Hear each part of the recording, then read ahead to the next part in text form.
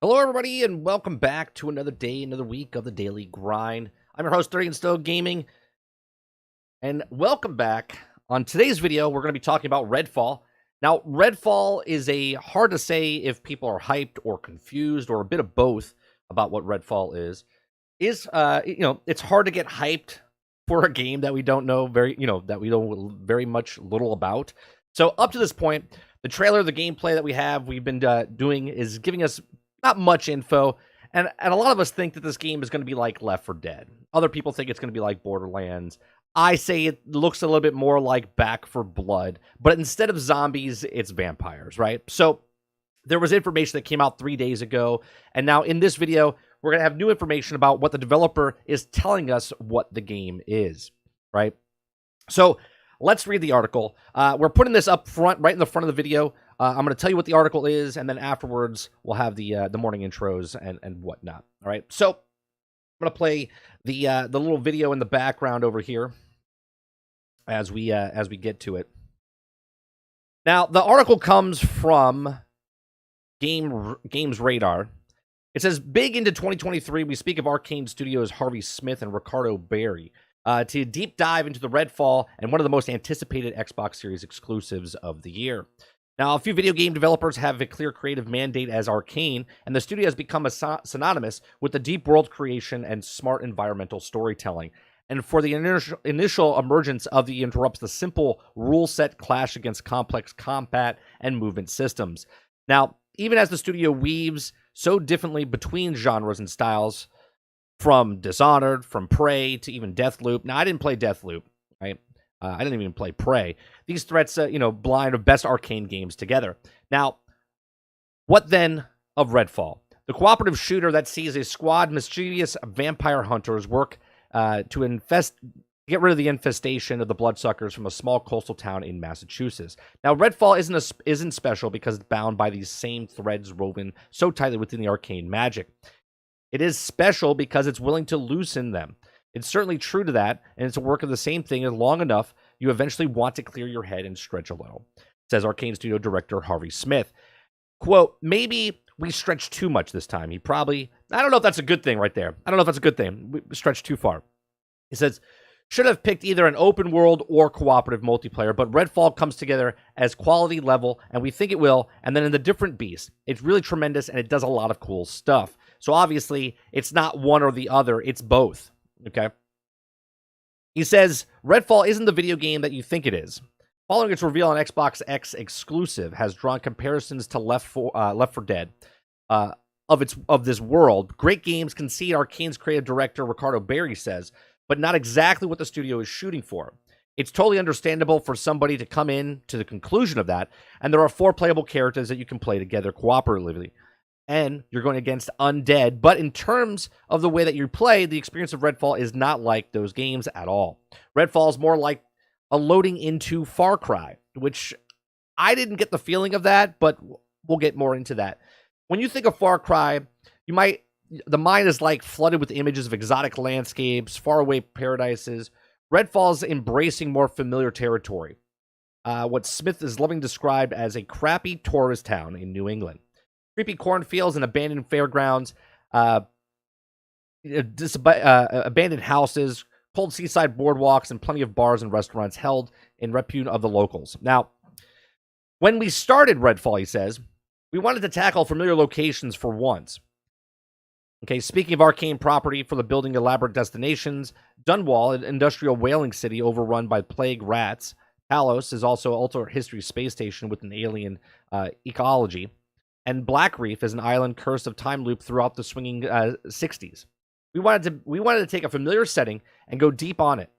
Now, Redfall's island should be placed where the hours of exploration. Now, we feel like in this way, different than Talos and Dunwall, when we all wanted to stretch, this is what we mean. We want you to took all the experiences that we've learned creatively and values of all the other games in the open world and put it into an open world here. Now, the world in Redfall is really divergence from lingering horde shooter comparisons. Those genre games have familiar rhymes and rhythms, load into linear missions with friends, fight waves of enemies until the end. Redfall has a border objective affording you the freedom to linger or fight at your leisure. Defining the shape of your adventure is part of the appeal, and your big-ass open world is what he says, Enthusiast Bear, and we have home base where you can talk to NPCs and get side quests. Now, you can go on Mission Table and pick up your story-driven missions, or you can not even give, and he says, a bad word, which we're not allowed to say on YouTube anymore, thanks YouTube, about any of that, and just head outside, pick a direction. Start hauling ass, and run into a living world stuff, and we were going on. Now, by Arcane standards, the description of big-ass open world is accurate. Redfall is unfathomably large space, praise Talos, okay? But by modern open world standards, the particular island will be likely quaint in comparison. That's a weird comparison, saying that it's a giant open world, but it's compared to other open worlds, it's not as open. It's not as big, right? So there's an appeal to it, he says. Denser play spaces allowing Arcane to flex its talent and emerge narrative design. I think they'll be eventually go back in very sealed, immersive, sim-like environments, Smith considers. But just once, we wanted to know what it would be like to wander Arcane open world and see where each little road will take you. Quote, you'll want to see it if you get into the barn and you find a climb a fire outlook tower and spot in the distance. We want to try to get into a house or read all the notes scattered inside. Smith continues to explain that you'll see still have the freedom to approach missions, areas in the world's locations, which is the same curiosity and intriguing as you could in Dishonored or Prey. Some of Redfall's most powerful moments come from wandering around and absorbing the world and getting caught up in the high action for a moment.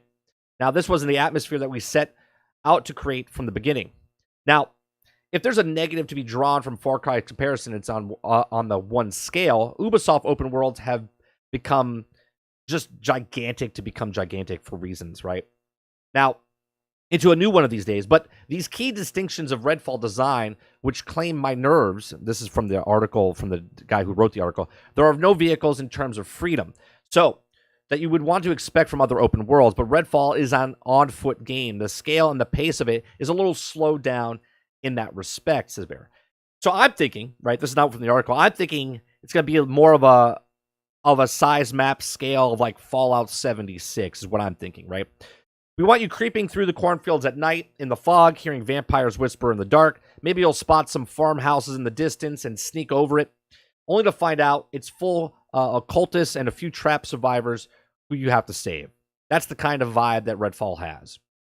He says, Harvey and I have been working, the other director says, Harvey and I have been working on it together for over 20 years, and thus far back as us working on Deus SX, we can remember that us as a group playing Diablo together. And then over the years, it's been Diablo 2, and then Borderlands, and so on. All these games that are super fun to play with co-op, and then we're not working on our own games. We're playing these kind of games together as friends, saying creative director Ricardo Bear. Quote, we also would like, how can we make this kind of game that we like to make, but somehow play them together? He also goes on and says, I live in consistent fear that people are going to figure out we're just a D&D players who think video games could be cooler and deeper, and says the studio director Harvey Smith, laughing. D&D is the best co-op game of all time, and I think people would be shocked if they knew how much we all have played D&D together as a group. From Origin Systems, Ion, Storm, to Arcane, I'm currently in 3 different D&D campaigns and still play with Ricardo on Monday nights. They go on to say that these examples barely scratch the surface of what you'll find out what's in Redfall's world, which is divided into 2 distinct districts. One is sprawling urban area, and the other one is more rural area. And there are neighborhoods that held hostages by vampires. Liberating these parts of the town for people will open up safe houses and make it more comfortable for citizens who want to escape before the island was cut off from civilization. Now, you'll encounter survivors who make these and ask you for a favor or two, with the opportunity to level up and earn new gear waiting as rewards. Nests can emerge as shared physics space should a group of vampires fall into a blood trace. Now, storms from gradually over time, signaling arrival of the powerful vampire gods called Rooks. Bellwether security squad patrols on the island, and the cultists set up roadblocks to bottleneck any of who remain committed to the land of the living. And then there's the story campaign, and underpins the adventure of which following Fallout of significant longevity experiments gone exponentially wrong. Now, many of these aspects of Redfall aren't predefined activities, but part of the simultaneously space. Redfall sometimes feels like you'll get a little bit of a blend of Arcane creative values with a Far Cry 2 or Stalker, Smith continues. That's the kind of thing that we have wanted to do for a long time. You may find the instance of combat strong vigilance of countless chaotic results as arcane systems clash together. One part of complex puzzle is a day and night cycle, which remains despite a powerful vampire god. Now, the Black Sun, having established a local eclipse, the sun sets and sun rises, and we have different times of day, says Smith, and changes a feel of the game radically. Smith also went on to say that Smith doesn't mean for purely visual authentic either, with the timing impact everything from the viable stealth in before combat erupts and how the various factions appear in the world. Vampires may spawn during the day, but remain dormant because of the activity at night.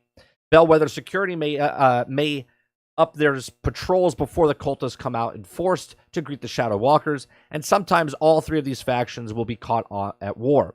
Now, with your squad acting as casual bystanders to carnage and competing interests, Smith says, you may start a mission high noon and then give distractions along the way. By the time you reach your objective, it may be nighttime and a different enemy spawns. Every slightly different pushes you naturally to take a different approach. Now, it says here, becoming a better vampire slayer. Now, the freedom has always been a core aspect of Arcane games. Smith admits that the introduction of multiplayer costs you some things. Due to the game needing to register an event, commuting into the other server, deliver into other players, but that isn't to say that Redfall will be any less of Arcane game, because of the creative decisions. Now, if anything, the fans of Dishonor and Prey should relish the opportunity to see how aspects like adventuring RPG powers, immersive movement, shooting fluid sliding and climbing, and can combine even more ambitious design scenarios. What you get as an exchange is tremendous, says Smith. When 4 people sit down and play through Redfall together and they are synergizing their powers, aiding in each other, kicking off emergence events, and brings tremendous value. Now, cooperation is optional, and you can slay alone or squad up with Redfall, seamlessly blending single-player and multiplayer options, not all as dissimilar to Borderlands games. Now, the comparison to Gearbox co-op shooters don't end there. At the beginning of Redfall, you'll be able to choose between one of the 4 characters.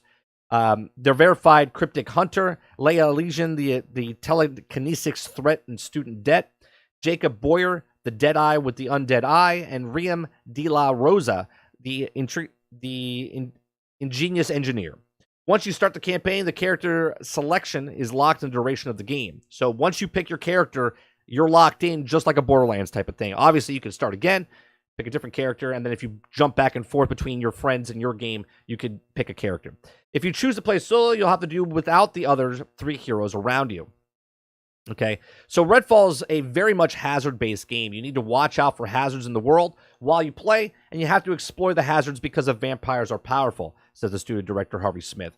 Speaking to one way in which the combat encounters can change, vampires emanate really well. If you can be a cultist stagger into bonfires that catch fire, or you can burn up a lot of enemies. Quote, we also have a reverse of hazard, Bear continues. You can find places like safe houses and other places in the open world where you can repair and turn battery-powered UV light that people have to set up. Using these can you set up little pockets of protection because you have lure vampires into them and they slowly fry the eventual, vampire.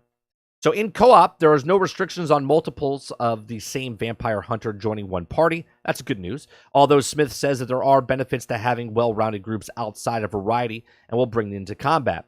We'll have a very dynamic dialogue system depending on what the heroes you put together in combination, and they'll talk to you, each and other, and get to know each other as well. There's also a mechanical system where the longer the heroes play together, the more intimate the dialogue lines become, and eventually they get the game mechanic buff called the trust buff. Now, regardless of how you choose to play in the drop-in, drop-out experience of Arcane, is keen emphasis that the flexibility is at the heart of Redfall. The game is supposed to be a stealth combat, guns-blazing approach, and everything in between as a cycle through a massive arsenal of weapons and also unique powers inherent to each of the heroes begin to combine. While it's true that this game is more of a shooter than anything else ever or worked on, Barry considers a lot of fun comes from each of the heroes' powers, whether they're synergizing Remy or Jacob together, or if you're just playing by yourself. Using the powers, combining them, and the upgrading your characters is a lot of fun. Even with the renewed focus of advancing supernatural powers, Arcane knew it had a lot of gunplay right, and there's a certain level of work that we have to put into the shooter, or just reach the minimum bar. because the inevitable get compared to all other shooters. Obviously, it's going to get there. All other shooters out there for guns don't feel good, says Barry. Now, who notes that the studios also hired into a first-person shooter experts that outset of production and even looked at the broader Bethesda network for assistance. And we also got insight from some of the other sister studios, the people who work for Doom, came over and gave us feedback a couple of times, and things like that. We're also pretty happy with the results. We have unusual array of weapons like assault rifles, like in many others, jerry-rigged locals that also been cut off. Smith adds, who notes the standard guns are equipped with random modifiers when you find them, but the real draw is Redfall's first-person shooter combat is a special vampire hunting weapons. Your weapons can have stakes on the end. When your vampires are vulnerable, the only way to truly kill them is to stake them, otherwise they regenerate. There are flare guns, UV beams, and there's even stake launchers, which also use found ammo like broken off poles, pool cues, fireplace pokers. Barry adds, you know what kind of weapons you would want to find where you're having to kill a vampire. You won't hold on to your weapons for long, though, Smith Bear says, on keen to emphasize the part of RPG economy in Redfall evolves, looking for traits and weapons you find and deciding that what you really want. Smith uses the example of 2 shotguns he stumbles across in the wild and 1 double-barreled menace that has greater chance of set hazards on fire. And you could also other offers longer range viable and prestige chance of fire off a UV flash or vampires within a 10-foot radius. It's all about defining the play style, scrapping guns when you're out of level them, or picking up weapons and compelling your chosen path through the skill trees. Each hero has four available grouping-specific character traits and more general utility options like health recovery, increased storage or ammunition, and lockpicks. It's all part of the dynamic combat system that we have going on. Knowing when you use one gun versus another, or knowing when to switch to one vampire hunter guns is all relevant to the experience, says Smith. Now, they go on to say, now, on all of this, it sounds pretty decent. We'll go into more detail after I'm done with the article, but I can see things like Left 4 Dead. I can see things for Back 4 Blood. I can see things from Borderlands. There's a lot of different games in here that are mixed together that they're trying to go for here. Now, it says the power of Game Pass. Now, obviously, a lot of us, to be honest, are not going, because you look at this video. The video that's playing right now has only got 500,000, right? 500,000 views. It's been out for 6 months. So the people that are interested about this game are not really there yet, right? I mean, obviously there's hype, but how big is the hype? Okay. So a lot of people are going to be trying it on Game Pass. So Redfall is a different type of game for Arcane. That's much clearer for open world, the cooperative design, and the enhanced for focus on gunplay. But underpinning every design decision on the studio's creative values is intrinsically leaning towards creating immersive, stimulated spaces. But there's added pressure to this time around and owing the part of certain subscription services. I feel like with Xbox Game Pass, they say, the potential is here for us to say, this is Arcane, and this is our creative values, and we can expose a lot of people to the way that we think of make games. I hope we can turn people on to what we do, deep world creation, environmental storytelling, the emergence results of combat, and the powers, and create leveling crafted worlds with the real sense of history and character. Now, the pool that Game Pass offers is huge for us. It's kind of shocking and scary in that way. Like, how many people are going to play Redfall in the first week? That is a lot, more than anticipated. We're going to get a lot of feedback very quickly, and a lot of people will see that what we spent in the last few years on Redfall is in our pandemic game, man. All right. It was easy to forget that there was dark days during the pandemic. People on the team were sitting at home alone, losing their minds because they didn't have vaccines yet, and nobody wants to make sure that we met their kids or for the economy. The team carried each other, and through the ZeniMax and Bethesda and Microsoft were very good to us during the difficult times, and now we're on the side of it. The last thing we got to do is ship Redfall. So that's it. That goes on to what Redfall is saying. The thing is, we have seen very little. Now, if this game's supposedly coming out could be out in March, could be out around May, could be out, the last thing we heard was May. Well, if it comes out in May, right? If it comes out in May, that's 5 months away. They have yet to do any kind of advertisement or kind of marketing for it whatsoever. So there's a lot of stuff that we don't know about this game yet. This is the last trailer that we have. Okay, the trailer that you've just been seeing for the last 10 minutes is the trailer that we have. That was last year at E3 when they showed a 5-minute long, 5.5 minute long, or 6-minute long video of what Redfall is. It's been delayed. It got delayed just a little bit more, supposedly. It's got a 6-week delay. So it's ambitious. It's very ambitious, and a lot of the things that I think of are, I hope this game is very good. I like that I hear it's drop in, drop out. That's very good. I kind of like the feeling that it's more Borderlands than Far Cry. I don't really like the Far Cry comparison, because I'll be honest, I played Far Cry 1, 2, and 3, and I really liked them. But I stopped after 3, because that type of game kind of got boring for me, right? It's like a Just Cause, Far Cry. Don't get me wrong. Those of you that like Far Cry, I'm not crapping on Far Cry, right? I'm just saying I don't really like that type of gameplay where it's like super massive open world, single player kind of boring, right? Let's be honest, right? When you're doing the exact same thing over and over and the story is okay, just mid, okay? And we can look at the Far Cry Metacritic scores in a little bit if you want. Overall, I think if this game leans more towards the Borderland, where you have the characters, there's 4 characters, they add more characters, because it's on Game Pass, because it's on Xbox, it's not going to be on PlayStation. What is their monetization practice here? Is it just going to be released on Game Pass and that's it? Are they going to have expansions? Are they going to have other characters they put in? Are they going to be doing stuff like Back 4 Blood? Because a lot of this, no one's brought it up in the article or anywhere else. I see more Back 4 Blood in this than I see Left 4 Dead or see anything else, right? So there's a lot of things that I see in this game that look very interesting. I like the fact that when we were talking about the article, how they were talking about how the different factions are going to fight each other. That reminds me of Division. Now, obviously, this is a first-person game and not a third-person game, but in Division, me and Sarge talk about this all the time. We love that the different factions fight each other. And you could be like fighting at a control point, and then all of a sudden a group is walking up the street, and then they start getting in. And then like it becomes chaotic. It's fun, right? So if they could do that in this game, that'll be fantastic, right? Again, the gameplay, it looks interesting. It looks good. It's interesting as far as, I'm glad that it's an open world and we can go about and go explore. And I feel like the map size is going to be more of a Fallout 76 than it would be like a Far Cry. Because when you say Far Cry, you want this gigantic open world. But in the article itself, it says, don't think of Far Cry. It's not as big, right? It's not as big as those. The map is a little bit more quaint because it's an island. So we'll see what it is. These are my thoughts. Let me know yours in the comments section down below. If you like this kind of content that we do, we're going to be doing this more structured of a one topic in the morning. I'm going to go right into it. And then afterwards, we're going to have a conversation with you guys in the live chat. So please make sure you share, like, and subscribe. And as always, I do appreciate you watching. All right. How you doing, chat? How's it going? Good morning, good morning. Let me scroll back up here and see what the chat's saying here. Good morning, Nostalgic. Good morning, Stealth. Good morning, Gaming Fire. Dustin. Wonder Rose. Jesse Mack. Matasbo. Chef. Or Dope.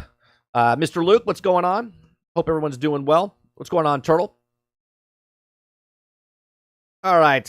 Let's see what you guys are saying. Stealth, thank you very much for my alerts and stuff are not on because of the streaming software. I have to sign in with the new channel, and right now it's not signed up.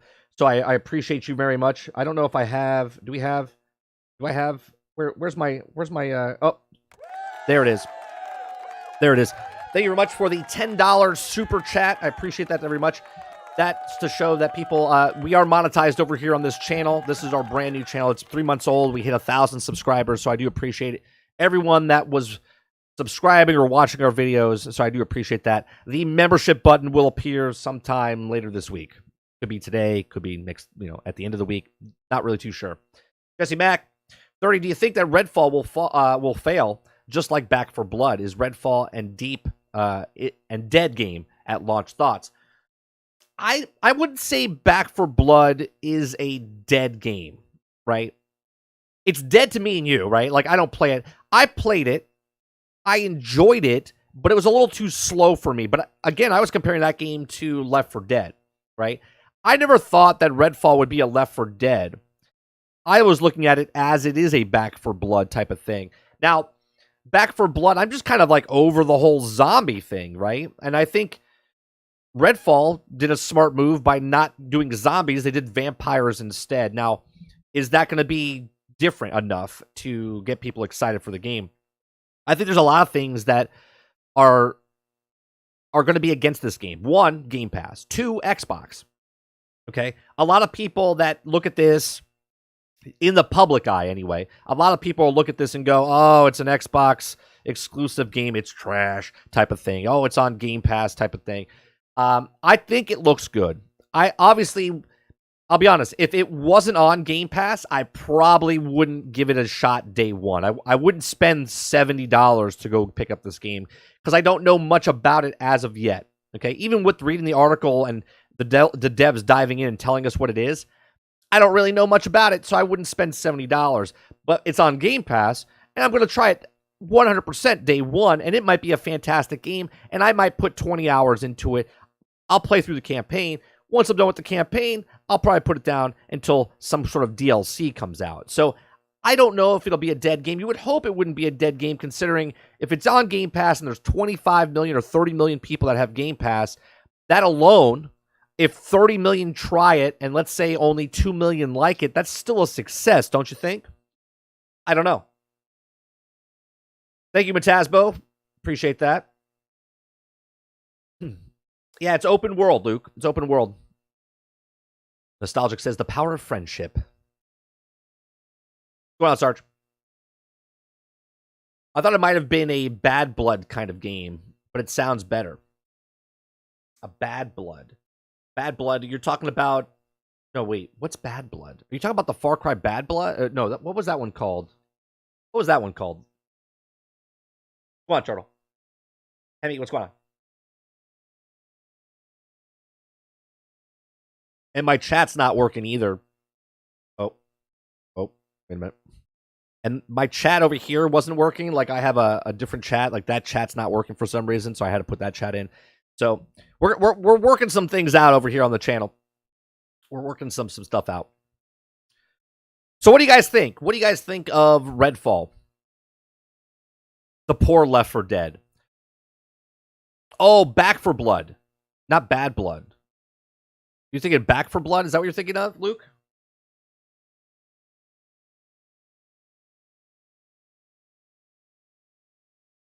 Dog creature.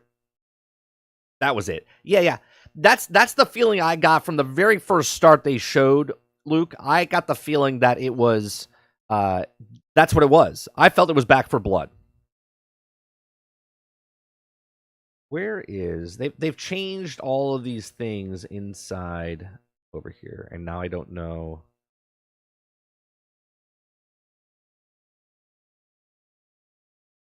They got rid of this music. I had music here, and now the back end of Streamlabs completely they got rid of it.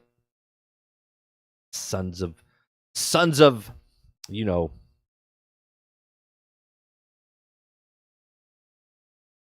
We'll have to figure that out later.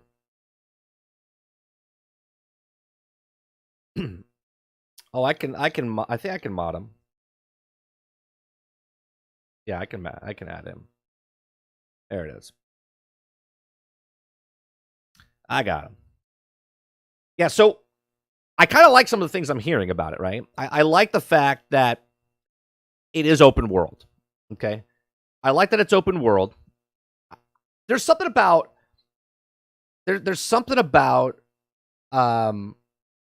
open world cooperative games. You're going to see a lot more of these games, and this is, I think, where gaming should go, right? Like, no matter what you think of Warframe or Destiny or Division, right? Borderlands, right? Like, let me go back to these games again. Borderlands, Division, Anthem, Outriders, all of these games that have been coming out over the years are co-op. Even Fortnite, Save the World. Co-op, open world type of games, right? You could say that Borderlands is not an open world, but it is. It's like small little compartment size to make a bigger, larger world. But the little boards that you're in are wide open to go where you want. They're not narrow, you know. You're not on a lane. So I like the fact that they're going this direction, right? So now, before this game came out and said what it was, I still don't believe it that it's like Far Cry. I still think it's Back 4 Blood meets Borderlands type of stuff, right? So you got 4 characters, 4 characters or 5 characters to use. This is going to be where this is how it's going to work for most of us, right? You're going to find a character, but you're not really going to know if you like the character. So you're going to make another character. But the problem is, do you have to make the other character in story mode, and then you have to play the story mode 4 times in a row? You see what I'm saying? Because once you pick that character, you're stuck with that character. Then I have to do that again with a different character. Well, if it's the exact same every single time, then it's not going to feel really good to go through it 4 times.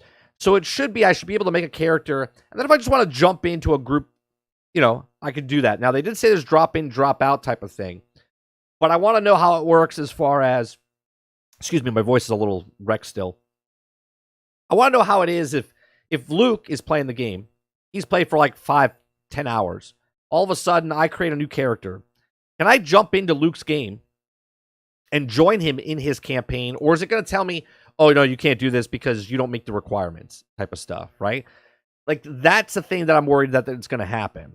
If it's that I could just join anybody at any time, I might not even play. I might play through the campaign once and then just make 3 other characters. And then someone's like, hey, we need a tank. I'll grab a tank character. Oh, we need a character. I'll go do that character as well. I smell microtransactions. What's going on, Super Dave? I'm not sure. I'm not sure how they're going to monetize this, right? Now, obviously, I think they're going to do, again, more of a Back for Blood type of microtransaction type of thing, where they'll add different characters or add different things down the line, right? You see what I'm saying? Like, start off small with characters and then kind of add characters as you go, season events. But like, where do you go if the game ends? Obviously, at the end of the story campaign, are they going to sell you DLCs? Now, it is on Game Pass. Minecraft does this. State of Decay does this. Like, they have different attachments that you do. So you don't buy the main game, but then all of a sudden the expansion comes out, and then you purchase the expansion as well. I think Back for Blood's doing that, correct? Or Fallout microtransactions. Sure, there could be cosmetic microtransactions. Then again, they don't really bring up that inside the article in any way, shape, or form. But there 100% could be a microtransactions for cosmetics. Now, I that's your guess is as good as mine right now. We're all just shooting shots in the dark. So, I mean, look, let me go back here. This looks pretty big, right? Like if you look at how big this is, I don't know how much further behind this picture where the camera is, how big the island. But if you look all the way to the far right, that's pretty far. That'll probably take you a bit to get there. But it does look tiny, right? Maybe it's not even as big as Fallout. Fallout's pretty big. Fallout 76 map's pretty goddamn big. But they said it's not as big as Far Cry, right? I think it'll be a fun game. I hope so first. I do. It's obviously, I'll jump in with you, and we'll jump in with your brother and stuff, and we'll probably play it. I'm just hoping that the hook is there, right? For what they say it seems like the hook is there, but we don't know much of what's there. Now, obviously, we can go and talk about. I think we're safe if we, because they talk about it in this video here. Hold on. Let me unmute tab.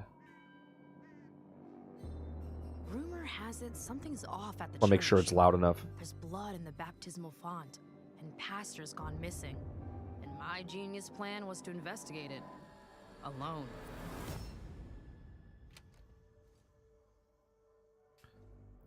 Like, the gameplay looks good, right? Graphics look good. Of course. Don't stress, Layla. Gunplay looks, I mean, it's hard to say if the gunplay looks smooth in a scripted type of thing, right? You can see a little bit of hitching going on, but the problem with games like this, right? The problem with stuff like this is that this is a studio that's never done an open world game before, right? And it could be phenomenal. But then again, if it's not, then you're like, oh, well, they shouldn't have done it, right? And we've seen other companies do this. He is the word in the shadow. I've seen the movement in the dark. I've seen the shadow. I see no Oh Lord! How did he not? How did you not see him? There's another one. doubt your heart. Oh God! Oh God! Oh God! You know?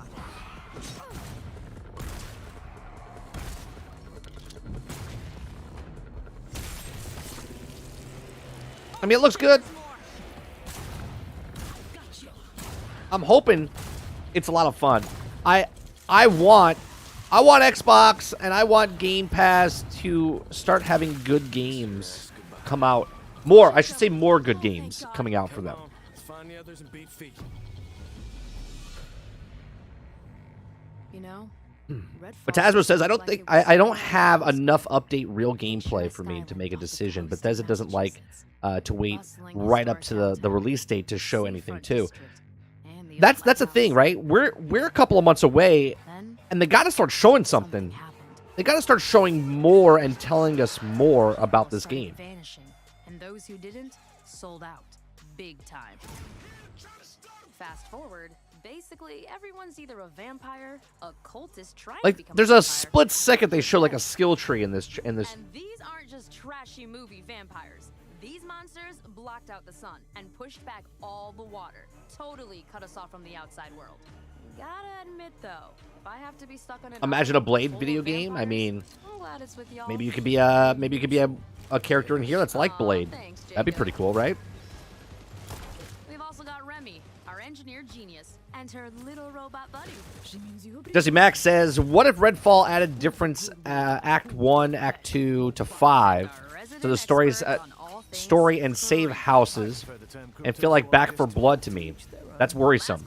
But that's my own opinion. I'm not hating on Redfall. No, I feel the exact same. I do like that as you play through, like, it opens up stuff like Division, so like you find like safe houses and whatnot. I do think that's a good thing, but at the same time, I do find a lot of things in this game that would remind me of Back for Blood. Now, Back for Blood is a point A to point B type of game, and that's not what I'm comparing it to, right? Obviously, it's an open world game. I'm talking about the gun mechanics, the leveling of the guns, like the RPG elements of Back for Blood, right? Like, obviously, it's an open world, and Back for Blood's not an open world, right? You're within a somewhat of a rail system going through to get from point A to point B, completing the different chapters. But it does feel like a Back for Blood type of thing. Oh shit, blood bag. They know we're here. Look alive. There was a Blade game on PlayStation 2. Oh, yeah, way back when. There's some games I would love to see them redo. How Marvel doesn't do this is mind-blowing to me.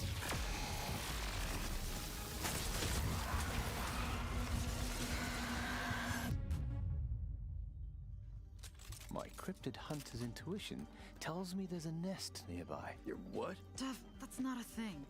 Found something. Oh, now I simply must go in there. See, there's some sort of other realms that they're going into here. Some kind of collective consciousness. That's impossible. There's the movie theater. I used to come here all the time. Why Yeah, did I they think- mess this up for me? This doesn't excite me, but it also I'm not like it looks bad. It looks great. But again, we don't know much about it. And I'm glad they came out with the article and told us that it's a little bit more. So now we know, okay, well, it's not a Left 4 Dead type of game, right? And I think that's where I think the developer thinks that we think it's a Left 4 Dead game because of the point A to point B. And they're like, no, it's not Left 4 Dead. It's more of a Far Cry. It's open world. That's not why we said it's Left 4 Dead, right? One, I never said Left 4 Dead. I said more Back for Blood, right? I said Back for Blood because of what the game type feels like, not because of the point A to point B open world comparison type of thing, right? So I am happy though that it is an open world game to feel more. So now let me do the comparison here. Fortnite Save the World. Okay, Fortnite Save the World. If you guys haven't played Fortnite Save the World, smaller maps, really small maps compared to other maps in general, right? But you're going around finding weapons that you're going to be leveling up, upgrading, leveling up your character. Sound familiar? I mean, that's what it sounds like, right? Now, obviously, Save the World is a tower defense type of mixed in game, third person tower defense, right? But you go around scavenging and searching for things, which you're going to do in this game as well. Okay. You're going to scavenge and go around, do things in the game as well. And it does sound like Save the World type of stuff, right? Instead of third person, it's first person, but the same type of thing. Houses, scavenging, find weapons, take those weapons, what your build is going to be. Real quick, let me go to the skill tree if we can find the skill tree again. Like a split second that they show you. Is it down back over here? No, it was over... Where the hell was that skill tree at? No, gotta be after this. When we get there, I'll have to pause it. But skill tree. There's a skill tree in Fortnite. There's a skill tree. You know, it feels like all these other type of games that have already been out. Can they do it better? Can it be better?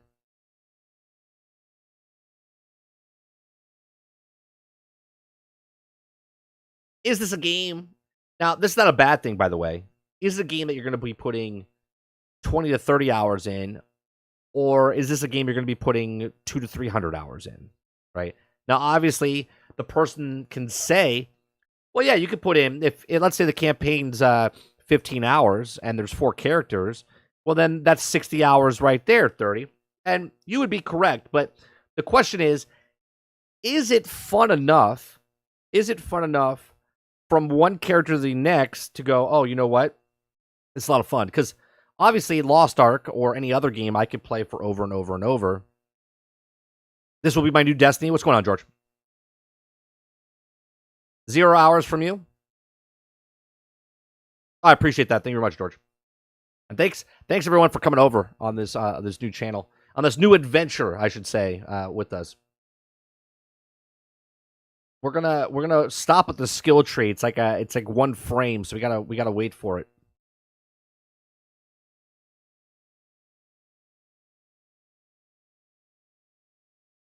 So now that this channel's monetized, now I'm gonna little focus. Obviously, we're focusing on this channel because this is our main channel now. But we're gonna be focusing on Nerding with 30 and get that monetized. Not for memberships, but for monetization. When people watch my videos, it gets monetized, and I get paid from YouTube, type of thing. Memberships and stuff will be over here once that goes live. They're not live yet.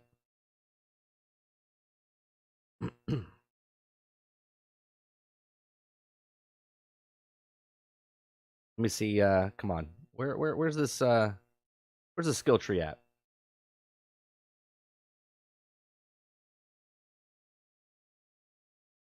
A lot more games. There's another game we're going to be talking about down the road.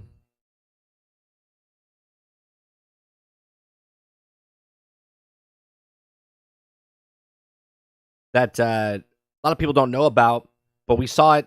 I think it was at the Game Awards. It was Wayfinder. Wayfinder's another free-to-play MMO. We'll be talking about that. I think we're going to do that tomorrow.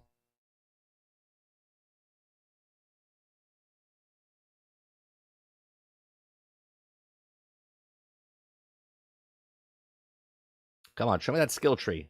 Show me the good stuff. If you don't like Redfall, it's okay to like 30. That's right. Hit that like button, please.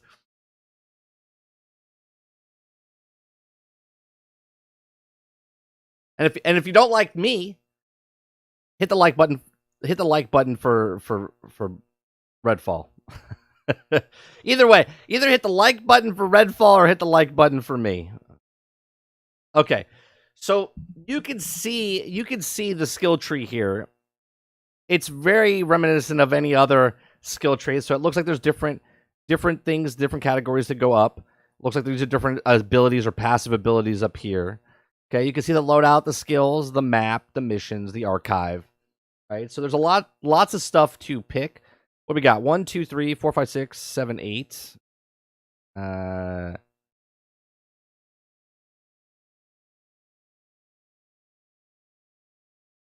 I see 29, 28.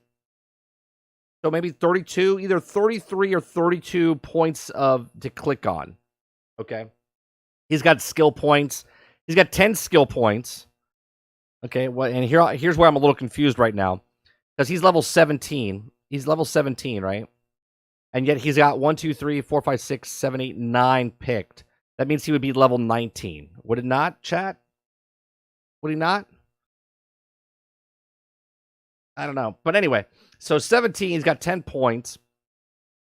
And obviously, so you could pick up, maybe your top level is 30, maybe 40, right? Maybe your level doesn't have to do with your skill points. I'm not too sure. But there's a lot of stuff here to do. So let's look at that, right? Let's look at that. Where, okay, now there's 4 characters, and there's 30 levels.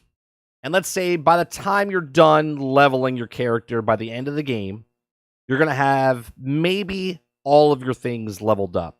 Now, I don't know if you can have all things leveled up. Maybe you only get 20 points of 30 and you have to pick and choose. Not sure. Don't know if there's respecting. I don't see a respect button in any way, shape, or form. It looks more like a lock-on system. Once you pick, and that's it. So, based on that, you're playing through the game one time around, and then all of a sudden, now you've done your character, and you're like, you know what? I like the game. I'm going to pick a different character and play through. And I think there's going to be a lot of people that do that. But we all know that all characters are not created equal. There's going to be a character that you find that's your favorite, and then you're going to find other characters like, these don't work very well. Now, it could be like Destiny. It could be like Destiny, where you make the Hunter, the Warlock, the Titan, and you play through the campaign 3 times, or 4 times in this manner, right? And you go through, and you like it. You just keep going through, and they keep adding on to this game, but we don't know that far of what the game is going to be. What would you guys like? Would you like this game to be like an Outriders where it comes out and it's done? Or would you like this game to be more of a Borderlands where there's DLC and that's the content they keep paying for? Creature says, new channel, new habits, chat. Let's see the likes. Jason, what's going on? This game will be a solid 7. Yeah, I don't think that's a bad thing, though, Jason, right? I don't think you're saying it's a bad thing. I don't think you're saying it in a bad way. I think this will be like a 7, 7.5 type of thing. I also don't think this is a AAA game, right? I think this is more of a double A game. Jesse Mack says, I think that Marvel, if they do this, make a Spider-Man open world with the multiverse. You pick Spider-Man Insomniac and Tobey Maguire and Andrew Garfield Spider-Man. Switch to Spider-Man you play as, or which Spider-Man you play as. That's a lot of licensing. I don't know if they would do that. In your example as of Tobey Maguire and Andrew Garfield, I don't know if they would do that.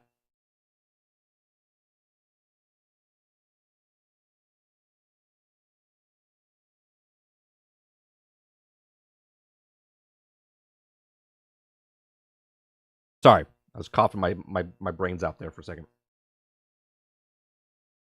I want to try to get the hold on one second. He purchased. Okay, so he purchased. Oh, there's more. There's more. So there was more than 30. I didn't see all this stuff over here. My God. Did you see how? I thought that wasn't blacked out. My God. All right, so there's more there. Let's see how many there are. So you got 8 here. That's 16. 24, 25, 26, 27, 28, 29, 30, 31, 32, 33, 34, 35, 36, 37, 38. You got 38. 38. So maybe level 40.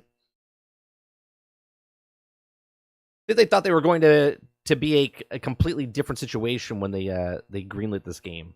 In what way, Creature? What do you mean that they were going to be in a completely different form? Like, where you think Arcane thought they were going to be, or Xbox you thought they were going to be in a? I'm sure they thought they had a few absolute bangers already out there, killing it, and this was going to be a fun side game. No way this is intended to be the main stage attention. Oh, yeah. I don't think this is a AAA game. I mean, is Prey? Well, you know what? I mean, it could be. what is Arcane?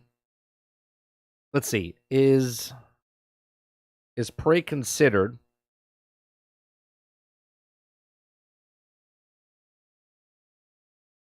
a AAA game?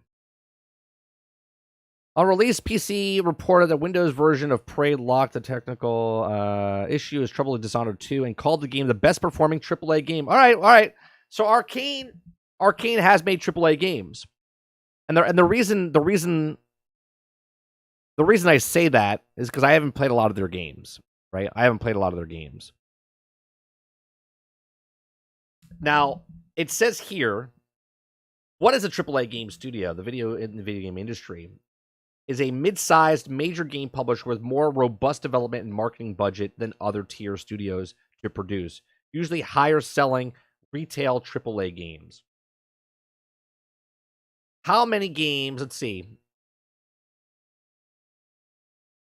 Prey sales.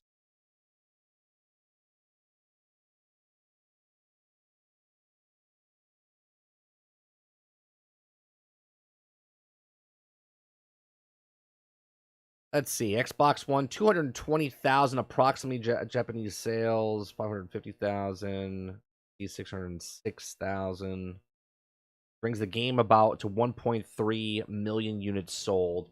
Granted, 206,000 on the PC units were sold in Christmas time for about $20. So 2 million. So that's about right. All right, so think about this, right? This is why they were talking about Game Pass and how this is huge for them.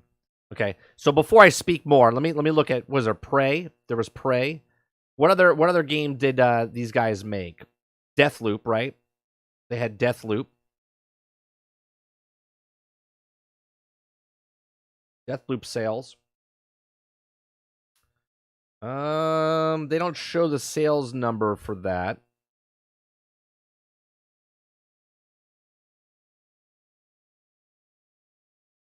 Because they don't, it's too new. All right, well, sales. Let's see, sales. Deathloop was the 18th most downloadable game on PlayStation Store. But what does that say to me? Like, what is 18th? Okay. What else did they make? They made Prey. They made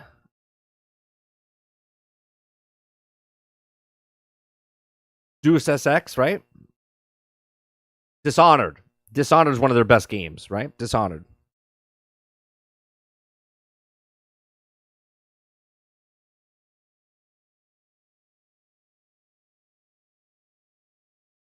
I'm going to stick with my original thoughts here, because okay, so Dishonored, according to Dishonored, sold about 460,000 units in the first week and chugged on to sell millions of PC and consoles. Dishonored 2 sales were about 40% lower at launch overall, and the sequel only managed to move to 2.5 million. All right, so this is exactly what I'm saying. To me, this is not a AAA game. Okay, this is why they're excited to be on Game Pass, because potentially, right off the bat, right? I even said it in my statement during the video that if this game was $70, I wouldn't purchase it. I wouldn't. But because it's on Game Pass, I'm definitely going to give it a shot, right? How many people in chat right now were going to give it a shot because it's on Game Pass, either PC or Xbox, okay? And how many that don't have Game Pass in chat right now are going to purchase this game for full price, okay? That's what I would like to know. Because in my mentality and my thinking here is that they're excited to be on Game Pass because there's 25 million people that have Game Pass, or 30 million. I forget what the number is now, right? And I said, if everyone played it, just unrealistic number, but everyone can try it. So 30 million people try their game. And out of that percentage, only 2 million people like the game, or 3 or 4 million people. That is huge for them. That's double of their best-selling franchise ever. Okay? Dishonored, 2.5 million. The Prey combined total made 1.3 million. So selling 2 million copies. Now, they're not selling it, right? But they got the money up front for the thing, and more people are going to be able to try out and play this game. So obviously, now if the game is good, and people are liking the game. They play through the campaign, and then all of a sudden the DLC comes out, and people are like, oh, great. I really like playing Redfall. They have DLC coming out. They have a new character coming out. And I don't know if they're doing any of this, but if a percentage of the group, 1%, likes that game out of the 30 million, okay, and then out of those percent, people buy the DLC, that's a home run for them because they already made a chunk of the money up front, and then they're going to make the DLC or the cosmetics or the microtransactions after the fact, right? What's going on, Big T? Let me see what you guys are saying up here. I like DLC if it's done well. The problem is the most companies make bad DLC or worse, strip the original offering. DLC Heroes was one of the best games in terms of DLC content. Creature says, in my mind, this game was intended to be fill the gaps between updates to Starfield. Interesting. Doesn't look like they're ever intended to for it to go out there alone. So you're saying, so do you think, Creature, that they were supposed to release Starfield and then they were supposed to release Redfall, but now Redfall's the lead into it? I'll admit, I was never going to give it a chance. Still not. Are you still not? Victor Mayhem, what's going on? I'll try only because it's on Game Pass. Otherwise, it isn't a buy for me. Right. Right? And that's the thing, right? So think of the power of Game Pass, right?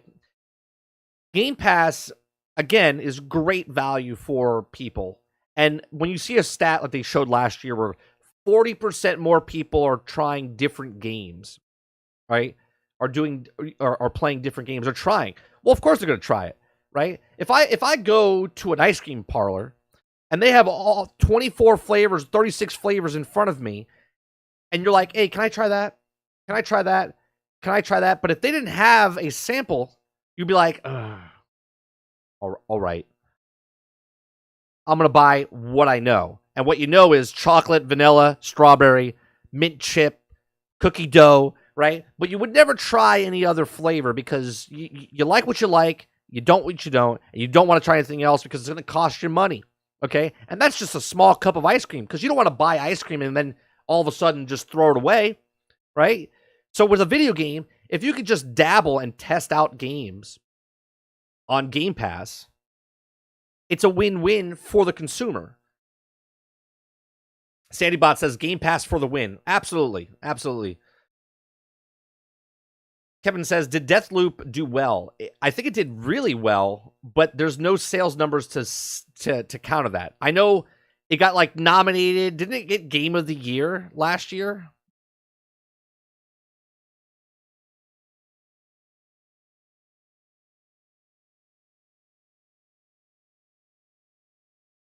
Let's see. Total sales.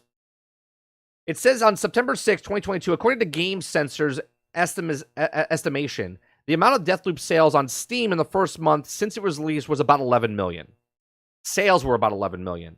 Well, how much was the game? Was it $50? $60?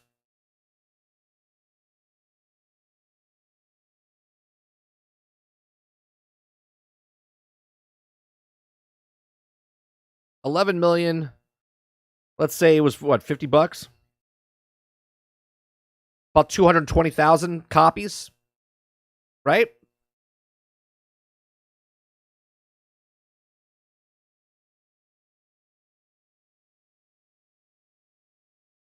I've had it labeled as a filler game from the first time I heard about it.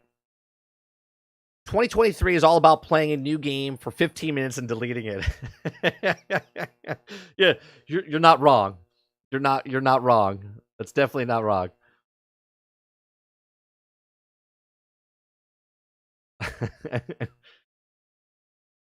I did. Then I deleted it. Yeah.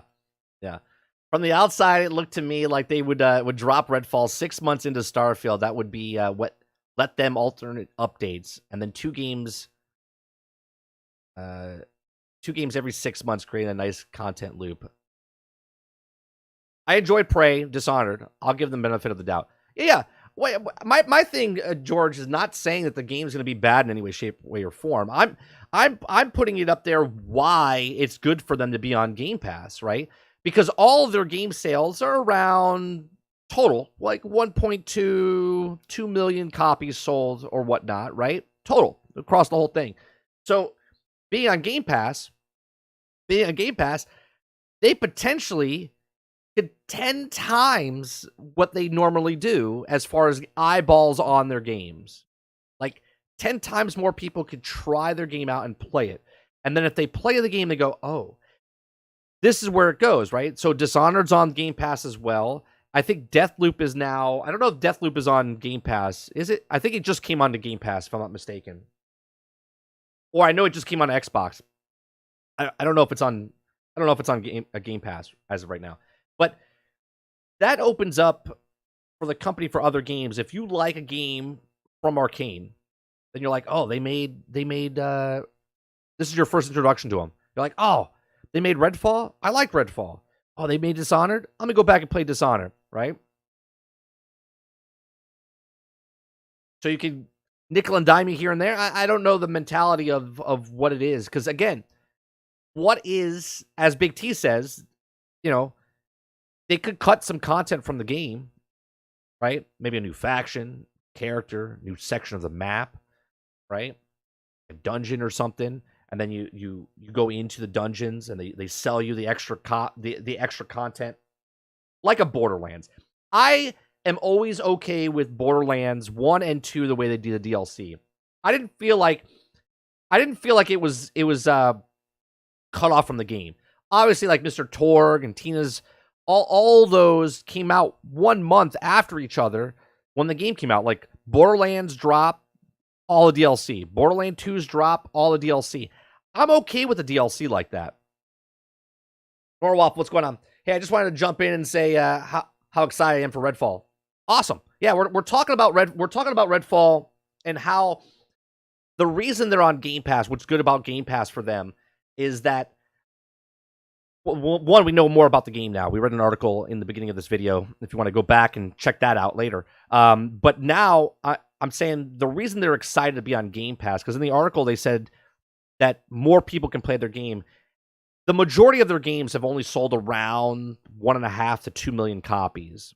Okay, so not many people got to enjoy Dishonored or Deathloop or Prey. Right? It's a big group, 2 million people. I mean, hell, I would love if my channel had 2 million people, right? But overall, in the larger scheme of things, lots of people have not played their type of games. So Game Pass for them, right off the bat, day one, they get potentially 30 million people to try their game out and jump into Redfall.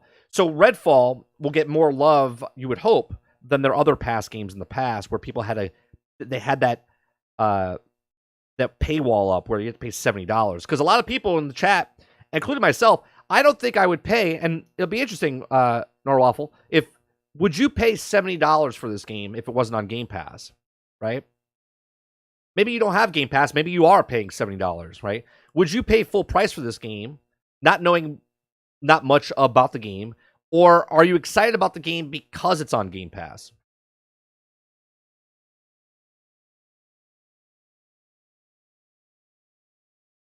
Yeah, there's a difference about being like, I'm excited.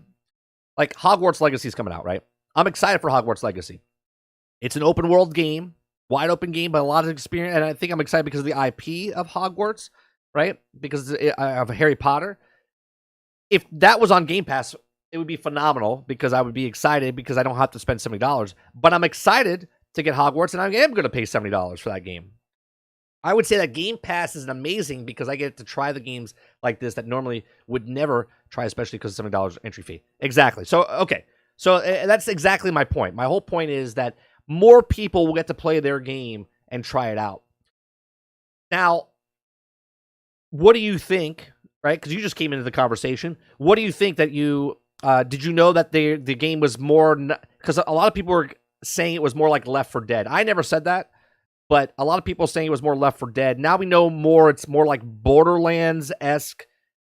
I say Back 4 Blood-esque type of way the gameplay is. But they say it's more like Far Cry, right? And I don't know if they want to say Far Cry, because Far Cry to me is story-wise good. But gameplay mechanic-wise, I'm not really too excited about that. I'm like, oh, Far Cry.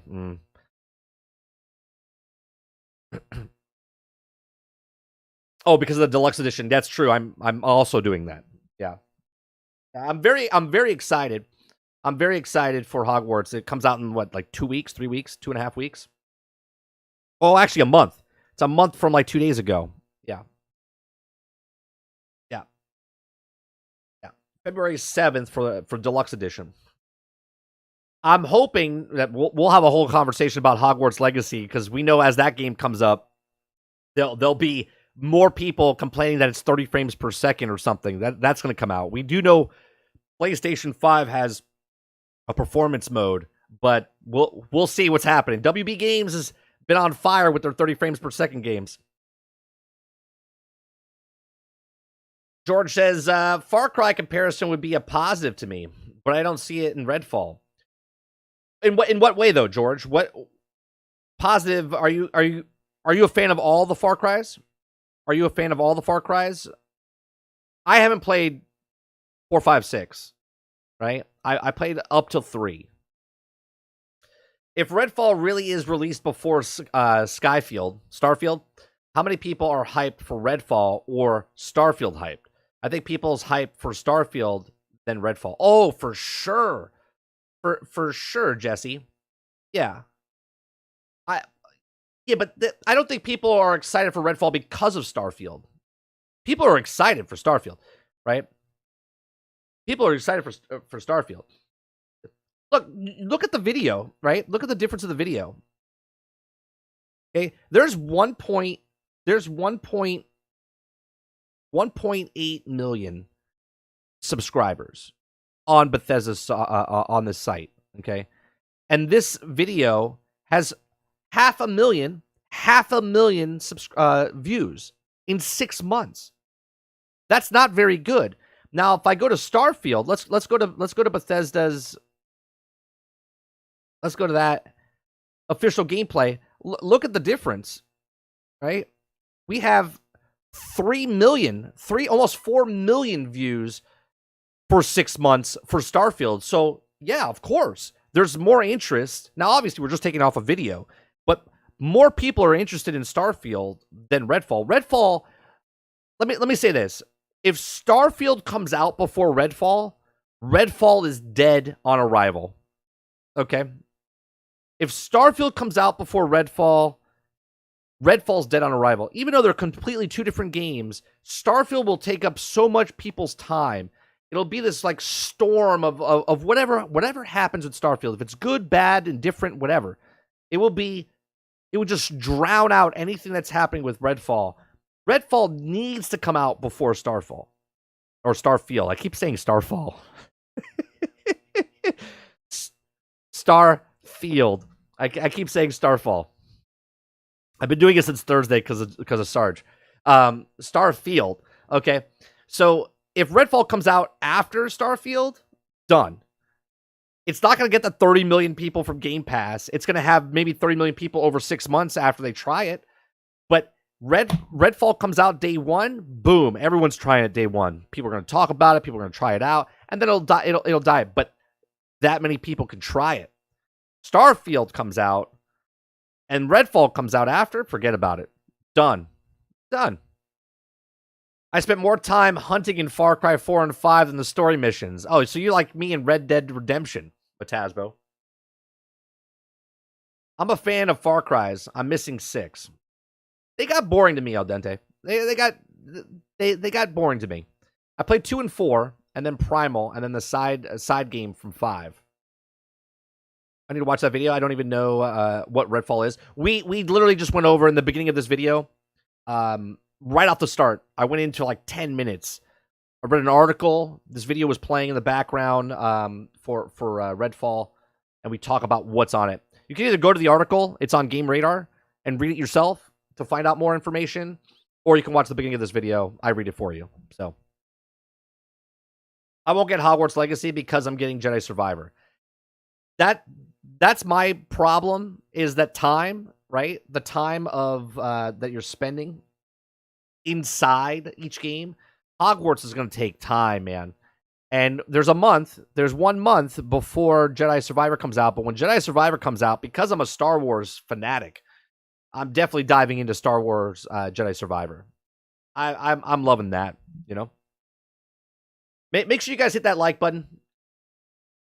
This is our first time doing the daily grind on 30 NSG.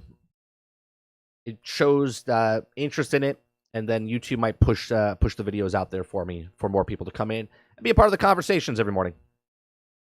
Those of you that don't know, if you're new here, we do these every morning, Monday through Thursday, from 10 o'clock in the morning to about noon Eastern. If we run out of topics to talk about, we'll end the stream and start another topic. But as of right now, the topic will be about 2 hours long. And on this channel, we have lots of different content coming out, okay? We have our daily grinds. We have our uploads. We have our podcast that we do Thursday nights at 8 p.m. Eastern called Generation X Gaming. We have our Let's Plays at night at 8 p.m. Eastern, Monday through Wednesday. So there's lots of stuff. Tonight, we're continuing our journey into Lego Star Wars the Skywalker Saga tonight at 8 p.m. Eastern. I think we're finishing off New Hope. Or did we start Empire? No, New Hope, and then we're going into Empire. I just downloaded Fallen Order on my PC and modded the hell out of it. Oh, I know. Some of the mods that they have for that game are so good. I was thinking about going back and playing it. And then uploading them up on the channel. How far did you go into Stranded Deep? Not very far, George. Not very far. Like I think you saw me. Right? I was like, man, I'm kind of done with it. I was bored.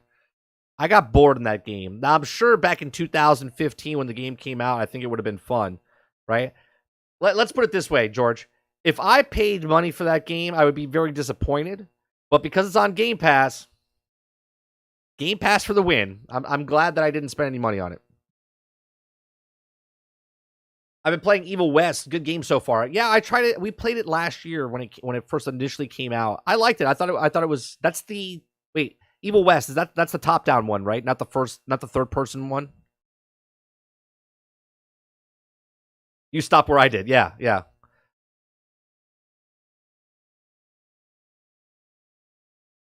I downloaded the reshades, better character models, and armor for Cal. Oh, nice. The third person, right? Oh, wait, Evil West. I don't think I played that one, actually, now that I think about it. Hold on. Let me see. That's the Gears of War style one, right? I don't think I played that. Yeah, no, I didn't play this yet. I haven't played this one yet.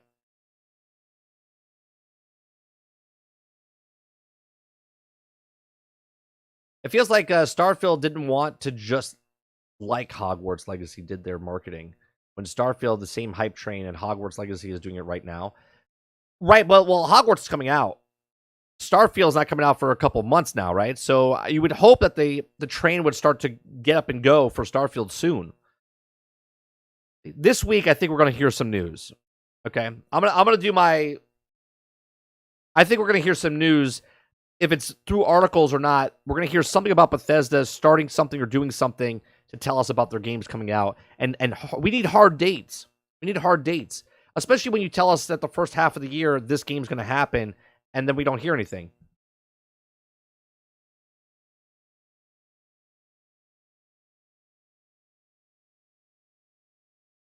Evil West looks interesting. I've seen a few people play it.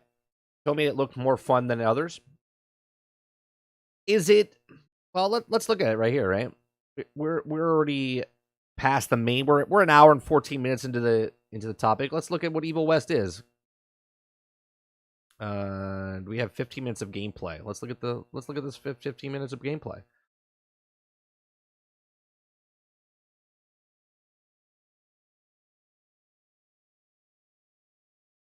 This is from IGN. Is this gameplay or okay? I was gonna say, is this gameplay? Yeah, Gears of War style Western zombie game. Oh, another zombie game, huh?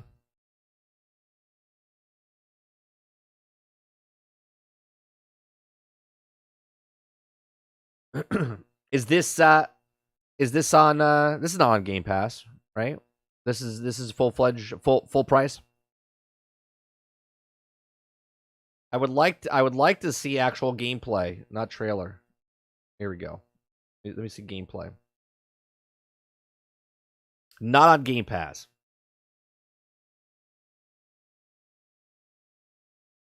What is that? An elephant guy? Look at that. Like an elephant mated with your face. Oh, it's like a worm, a giant worm on his face.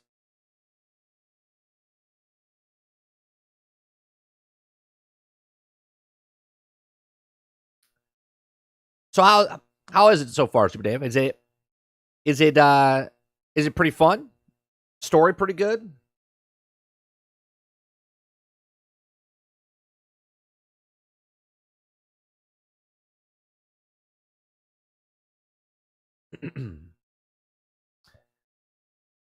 You know what it looks like? And I hate to say this right now. It looks more like an Outriders than it does Gears, if that makes sense. Does that make sense?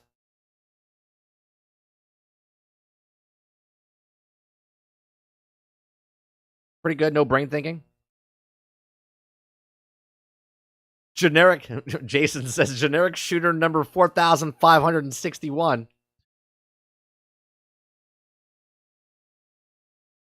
I was gonna say Outriders. I don't see Gears. Yeah. When I in my head before I saw it, George, I was like, that's a Gears game, right? But it does seem more like Outriders.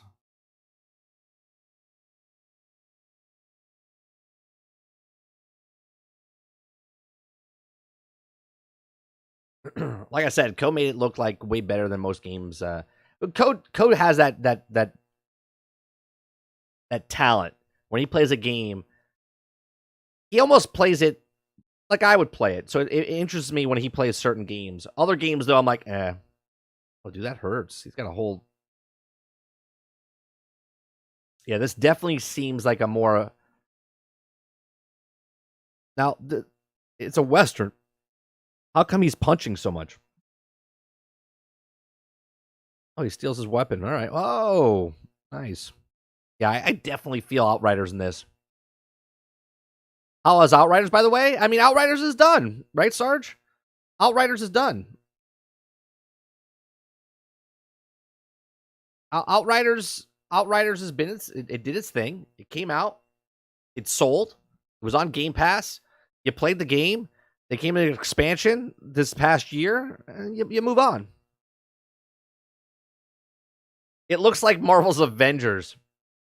So my son, right? My son yesterday, now you bring that up, George. He's like, hey, can I play Spider-Man on PlayStation? I was like, yeah, sure. So I hooked up my PlayStation 4 for him on the other TV. The TV, but it's behind me.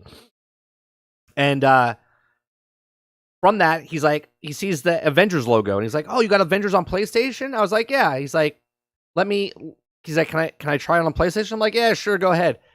He logged in, saw the list of characters, and he saw Spider-Man, and he saw, Winter Soldier. He goes, no, I want to play Spider-Man 2. And I was like, or Spider-Man, Miles Morales, whatever.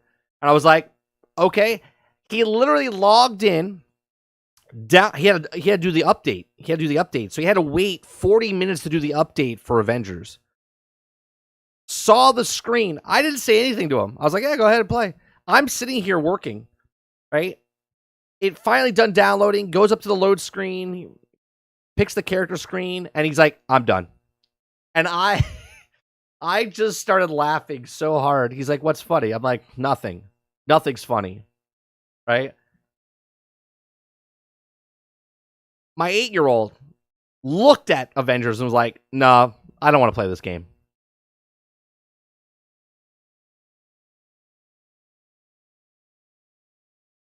This reminds me of Bulletstorm. Game more than another... Didn't they make... I think these developers made Bulletstorm, if I'm not mistaken. I'm pretty sure. I remember an article.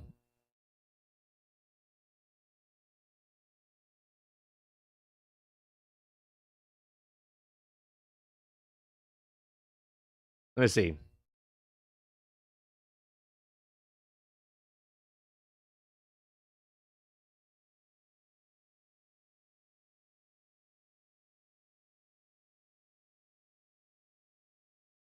Makers of Bulletstorm.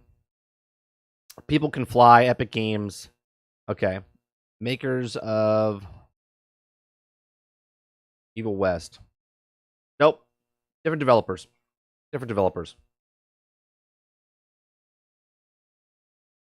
Bulletstorm was my Gear style game. Yeah, Bulletstorm was fun. Bulletstorm was fun. I still play Outriders. I like it, but it's done. I'm just too stubborn to stop. It's a brainless fun. Yeah. I enjoyed my time. I had a lot of hours in it.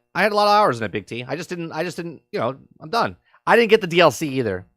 I just didn't like that end game loop.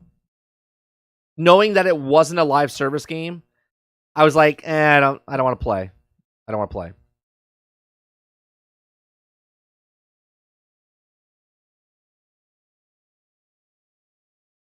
Something's like, what's going on, Water? Sounds like something I do now. Dang, even the largest demographic is like, nah, this game sucks. Yeah, imagine that.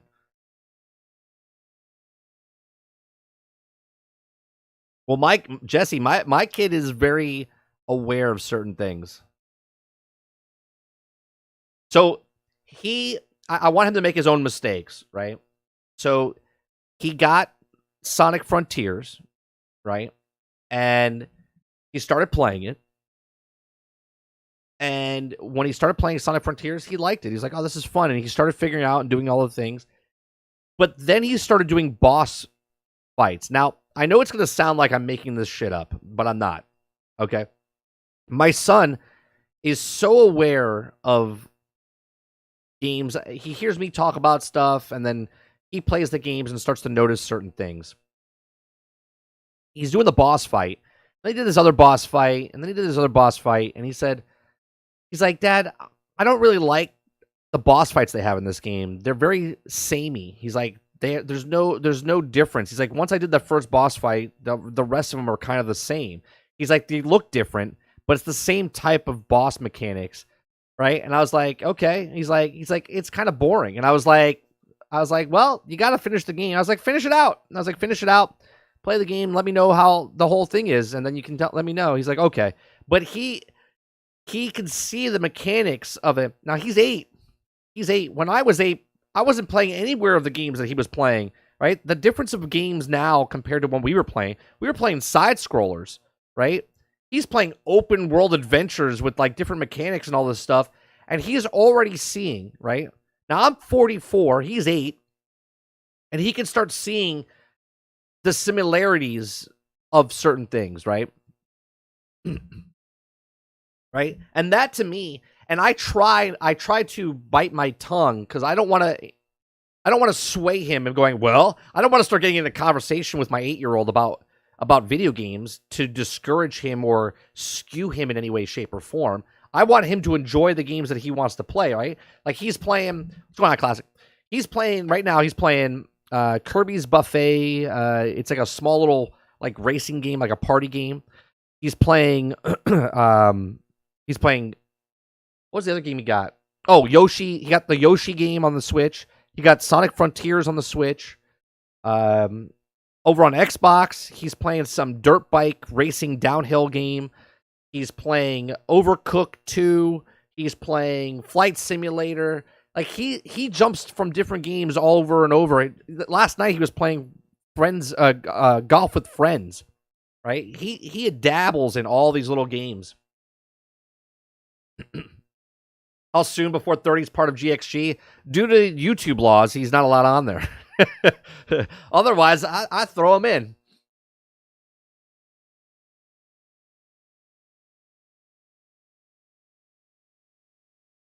The DLC extended the game, the end game, but not by much.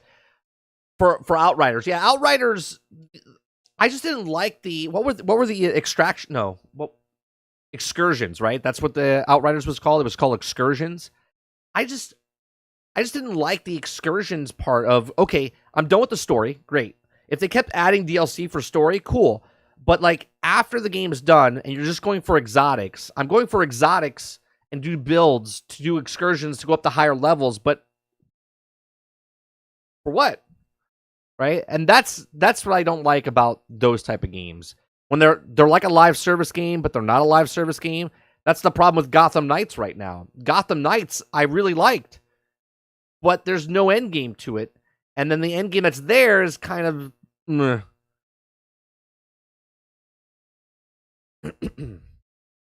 When I was 8, I had Super Mario, and I would leash lizards outside when leaves and basically play IRL Pokemon with other friends.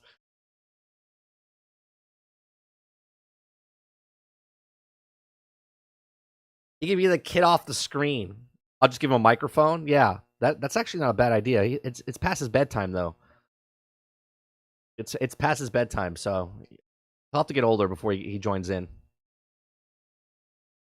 Expeditions, that's what they were. Outriders was just not good. I mean, I don't want to say it wasn't good, Creature. And I mean, as a game, it was good. Like, the story and playing through, it was fun, right? It was fun.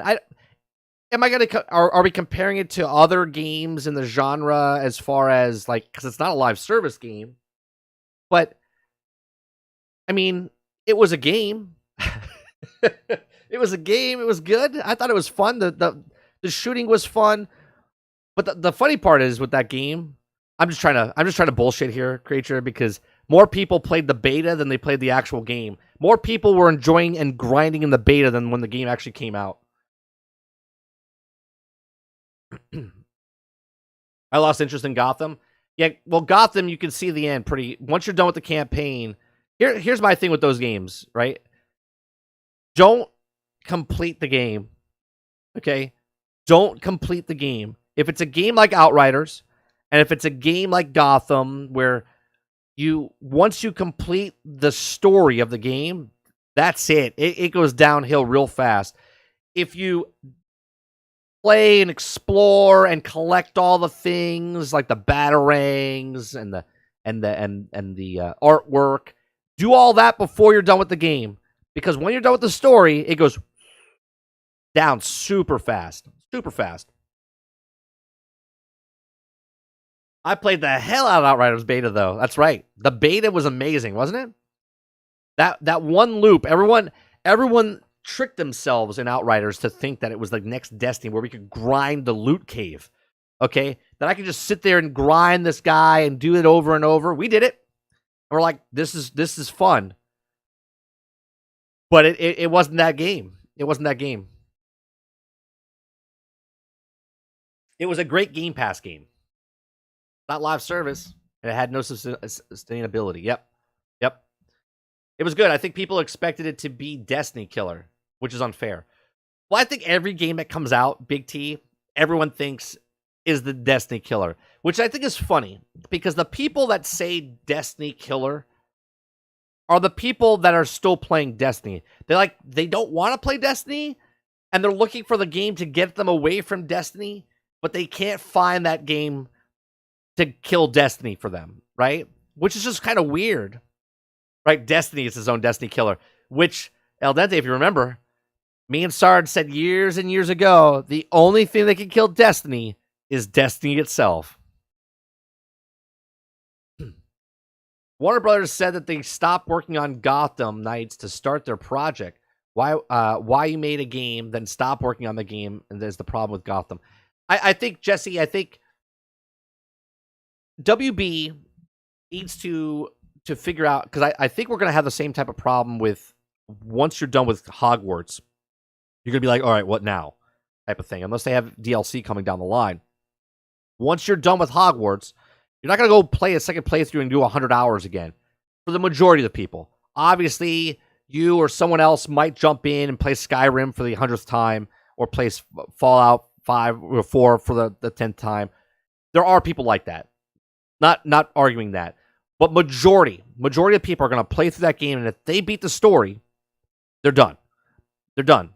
Because if I beat the story, what's the point of exploring that mountain or going in this dungeon or doing this stuff, right? A lot of people are like, oh, I'm done with the game, and they move on, type of thing. But Gotham Knights is a live service, right? Everyone wants live service, right? A lot of us that hate live service games hate live service because of the microtransactions and whatnot.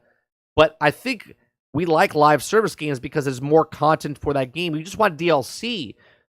I mean, technically, Borderlands was a live service game because they were constantly updating it with DLCs, right?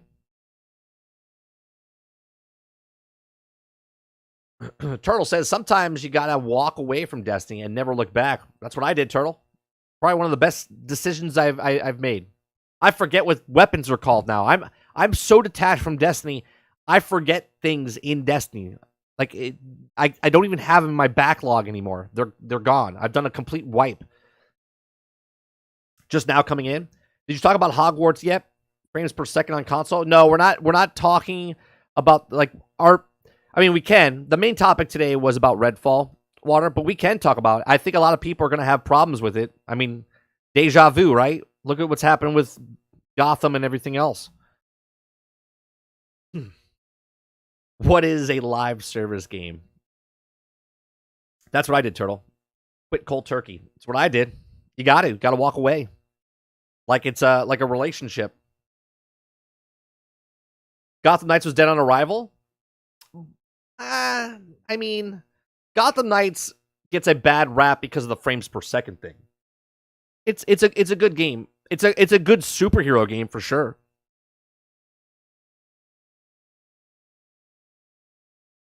Destiny, WoW, Elder Scrolls, Final Fantasy 14, Warframe is a live service. Feature says, I only remember the weapons names because they sold them to me. Yeah. I downloaded D2 when the last DLC comes out, and then I played a bit past the story, and then played the raid with my clan, and then uninstalled the game. I'm on that same boat. Never been happier. Turtle, how long? Okay, this is gonna be like a Alcohol Anonymous meeting, right? And this is not making fun of anyone that's doing Alcohol Anonymous. I'm proud of you if you stopped or whatnot, right? But it's like, how long did you play Destiny for? Okay, how long did you play Destiny for? And then when you stopped playing Destiny, when you came to that realization you stopped playing Destiny, how many more games did you play? How many more games did you open up to play games when you stopped playing Destiny?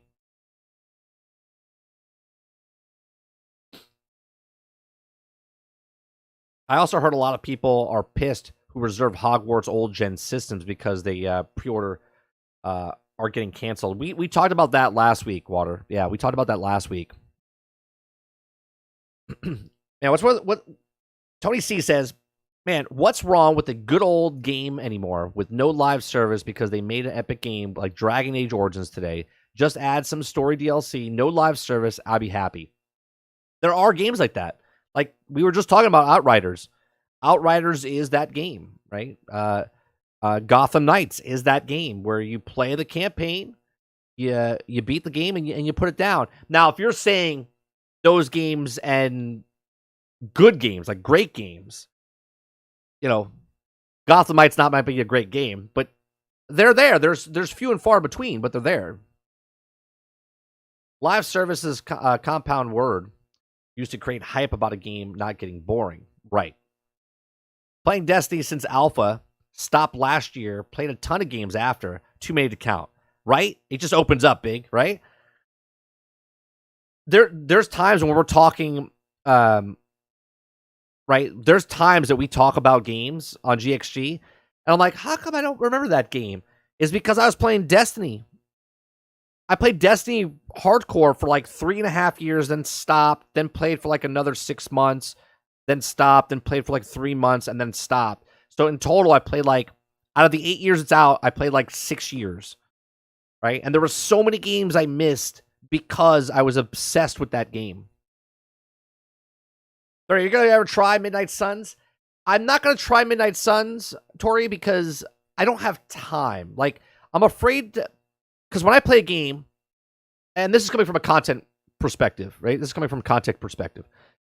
During the morning, I do these talk shows, and I like doing these talk shows more than playing the actual game, okay? I have to play the games because at night I do a Let's Play on this channel, okay? And I only play for like 2-3 hours. So a game like Midnight Suns, which I watch like Fate Walker play, and then he tells me he's like 100 hours in. for me to play a game of that magnitude, like a Hogwarts Legacy coming out, which I'm choosing to play because I know I'm going to have interest in it, to play 100 hours worth of content on my gameplay channel, that would be the only game that shows up on my stream for the next 3, 4, 5 months, right? And I just can't get into a game like that, playing it little by little like that, because if people are interested in it, sure, the channel will grow. But if they're not interested in it, I'm just like beating a dead horse. I'm like, nope, I gotta beat this game. So if it is a game I might pick up after the fact, and I might play it off stream, and then do like, if I play for like an hour, then I'll do like an upload of it on the channel as a let's play. But to do the live let's plays with it, I won't do it. I was actually looking forward to maybe someone getting it for me for Christmas, and then when no one got it for me for Christmas, I was like actually okay with it, because I was like, you know what, I'm not gonna have time to play it anyway.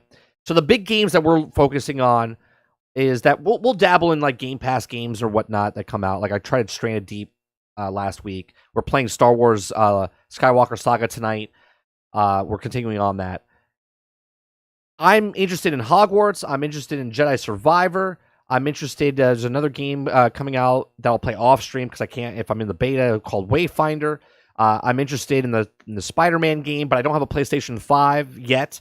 And I know it's only coming out for PlayStation 5. I'm interested in the Transformers game that comes out later, hopefully this year.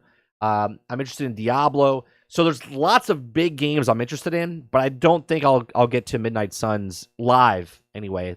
It might be up on an upload later. Let me see what you guys are talking about here. Fortnite ruined gaming for me. A lot of millennials. People expect games to continue even after they have beaten it. Sure. I'll be honest, though. A lot of us that like live service games already like live service games because we played MMOs. And MMOs is the true live service game.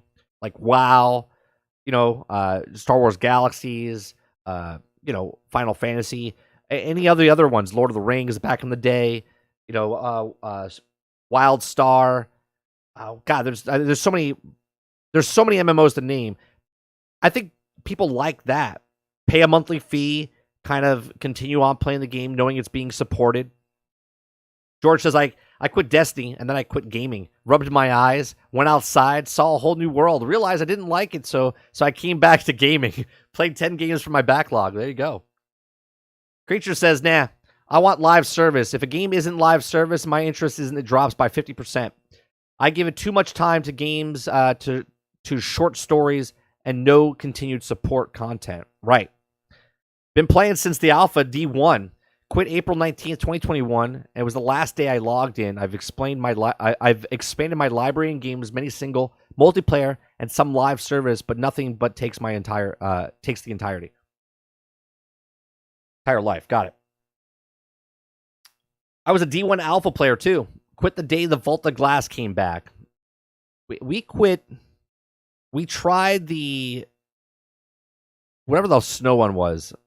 See, I don't even remember. I don't know. Beyond Light, I think that's what it was called. I don't even remember if that's what it was called. 30, any more new news about Transformers Reactive yet or soon? No, nothing yet. Nothing yet. As soon as I find that news, Jesse, I will pop it into our Discord. Our Discord is free to join, so anybody that would like to join our Discord, you can do the generalistic type of chat and whatnot. Once we have a membership over here, if you become a member, all the other rooms open up to you in our Discord. But the general chat in our Discord, and to look at patch notes and stuff like that, you can join our Discord, I believe. Let's see.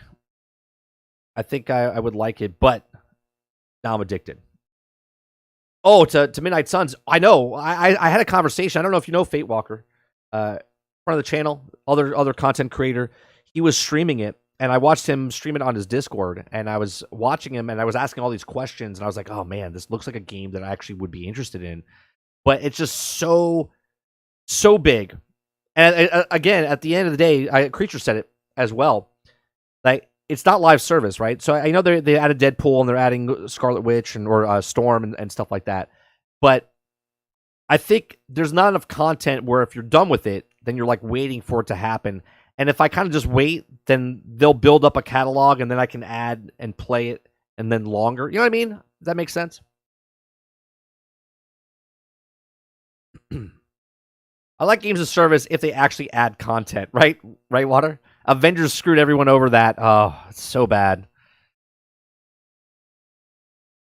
I added a news report regarding the PlayStation 5. If there's content there, Comic, I'll either make a video of it separate. I'll talk about it during the daily grind in the morning, or what's it called? We'll talk about it on GXG. So anything you submit over there, we'll talk about in some way, shape, or form. Apparently, you should have it in the standing position for the PlayStation 5. Interesting. Why, it takes less room, or doesn't it scratch the disc sideways?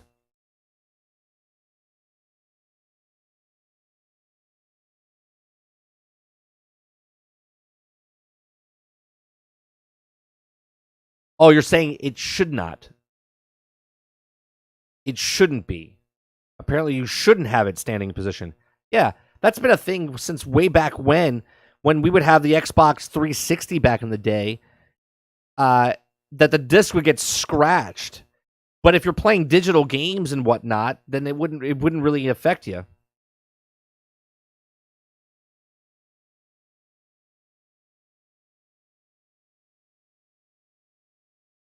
I never wanted live service game. Not a fan of them at all. It's at this point in my life, I'm more of a single player story driven game guy. I've always liked my single player. Dave, what's going on? Dave Rose. I've always liked my single player things. Right, even if it's a multiplayer game, I will get, like, we got Marvel's Avengers originally, and I said I'm gonna get it just for the single player. We got Gotham Knights just for the single player aspect of it. Right, I'm done playing Gotham Knights as of right now because it's not a live service game, but at the same time, I enjoy the single player, and then I put it down, right?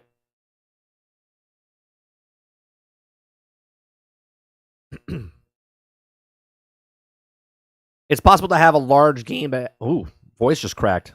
I'm going through puberty at 44.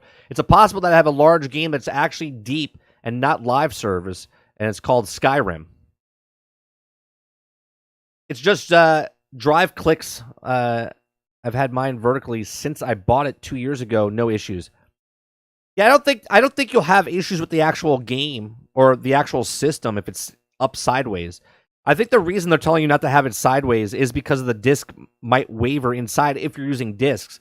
But now, how many people are playing on discs? Heat issue, I think. Is that why, Creature? I tested the theory and I lost disc. Oh yeah. In the old days, Sarge, you couldn't do it sideways like that, even though they're like, oh, you could put it sideways.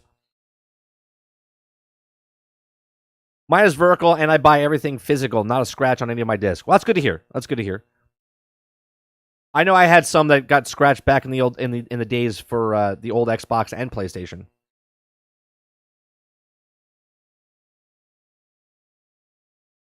Also, make sure you don't hit it while it's running. You know what I mean? You shouldn't have any problems. A disc? What is that? Well, let me tell you, it's this plastic circle with a hole in the middle, and it's not vinyl. and it has a game on the disc, like the entire game. Now you just have the disc, and it's just a key, basically, because you have to be online to access the server, basically.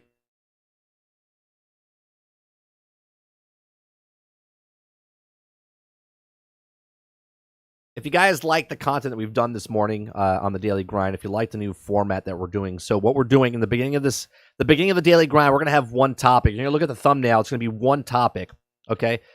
We're going to talk about that for a bit, and then we're going to go into other topics, but you won't see it in the title or anything else like that. You'll see it in the description after if we went into some big detail, but the topic will be one topic, and if we decide to switch topics to a bigger topic or another big topic, We'll move this stream and redirect it to another stream, so you guys will just be in chat, and we'll just move into another channel. So this morning, we talked about Redfall, what type of game it was, or what it's going to be. People are comparing it to Left 4 Dead, and the developers came out and said, game directors came out and said it's going to be more like Far Cry. But as they were talking about it and as looking at it, it doesn't look more like Far Cry. To me, it still looks more like Back 4 Blood meets like Borderlands type of stuff. So that was the main topic we had today. If you like that type of stuff, please make sure you hit that like button down below to help us out.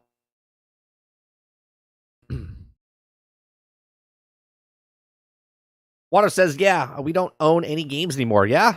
When my son was playing the PlayStation the other day. Yeah, I take the Spider-Man disc out and put the other Spider-Man disc in, and I have the Avengers disc on for that. Oh, check this out. This is a cool thing I got for Christmas. I got these figurines that we showed a couple months ago, but I actually got it. Like, look at this thing. This is Hulk. These are Q-figs. I don't have Thor yet. Thor fits into here, and they're like fighting each other. But this thing is really cool. Those of you know that I like Hulk. So, and then we got Raphael. These little figures are really cool.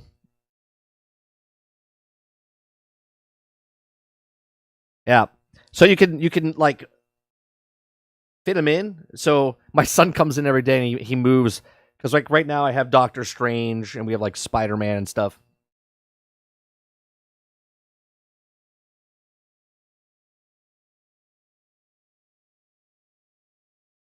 Yeah, they're called Q-figs. They have a lot of different ones out there. And they're pretty. So if you're looking to be a collector of something and you're on a budget, okay, you're on a budget, they're not super expensive like the big busts and stuff like that. You can get them. They range in price, all depending on what they are. There's some that are like $50, $40, but some of them are like 25. Some are in the teens and whatnot. And they're cool little figs that you can put on your stuff. So I'm not sponsored in any way, shape, or form. So just a collector. I'll stick to collecting money.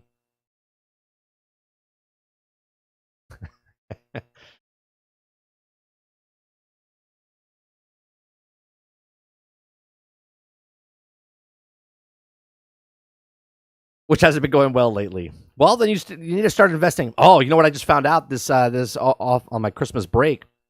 So I had an uncle come over, and we started talking about like collecting cards and stuff like that. And he was telling me that he was selling baseball cards, and he's like, yeah, he's like, if you have a 1987 Topps deck, there's like 15 rookie cards in there, and they're worth a lot of money. And I'm like, wait a minute. You say 1987 Topps? I was like, I have a complete set of the Topps, and I have other cards on top of that. He's like, what? He's like, yeah. He's like, if you have the 87 Topps, he's like, there's like 15 rookie cards. You have like Mark McGwire, Jose Canseco. I think Barry Bonds is in there, right? There's like a whole bunch of people. I found out that I have like 15, 16 cards, and they're all worth about anywhere between $200 and $1,000. I was like, God damn. So now I need to find buyers. So who wants them? Yeah, that's the set with the wood border. Yeah.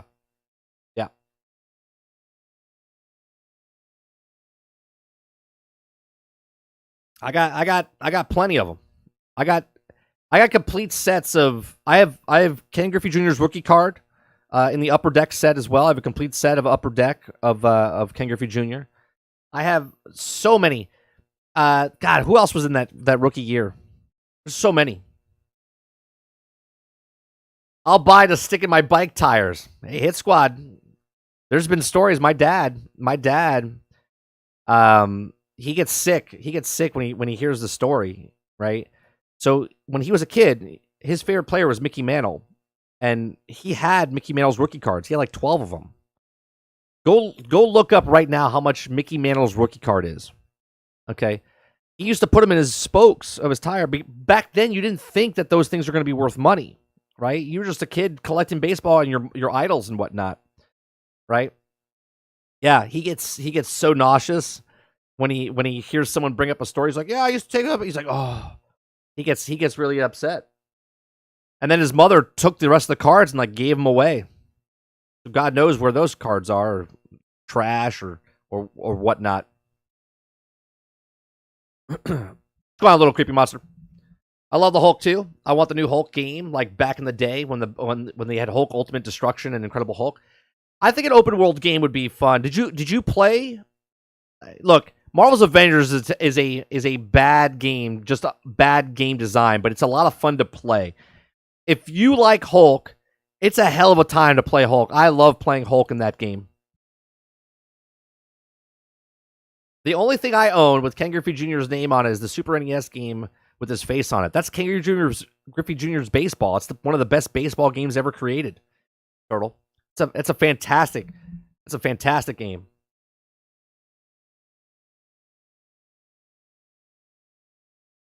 My nephew, I give him, me and my wife every year. He has no interest in baseball. None whatsoever. Right? This kid has no interest in baseball. At least I don't think he does.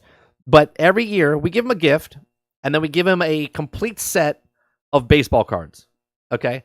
And I tell him, I'm like, just put it in your closet and don't even worry about it. Just leave it sealed. Don't touch them. Don't open them. Don't do anything.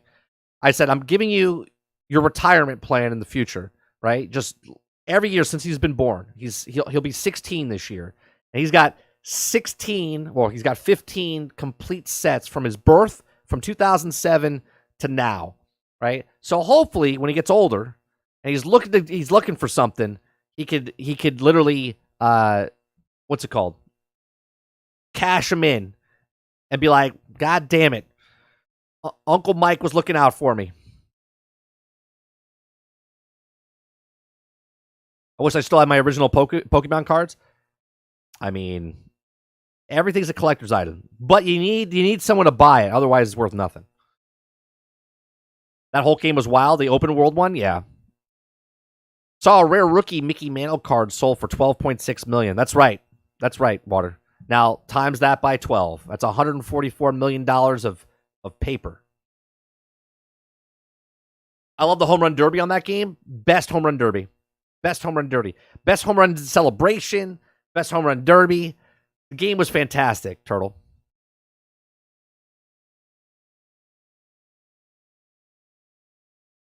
I remember when they stuck the gum inside the packs of cards, many top cards ruined. Oh, yeah. Yeah. We found, this is about 5 years ago now, I found an old baseball pack of cards. I opened it up. Don't try the gum. That'll be your warning. Don't try the gum. The gum was, don't do it. I heard they're going to improve Hulk's traversal in Marvel's Avengers game. Yes, they are. Am I going to go back to it, though? I don't know. I'll be honest. I got Winter Soldier up to 5150, and then I put the game down. In one afternoon, I got him to 5150, put the game down. I have no interest in that game right now. Even if they fix the traversal, the game to me is dead until they have something of substance come out for it. Hell, they could put Wolverine in it, and I wouldn't play it.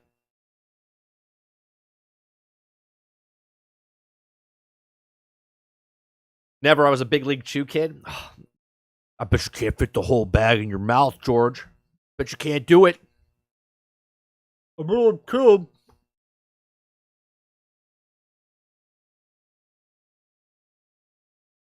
Used to wedge it all in there. Just shove your face just full with the whole thing.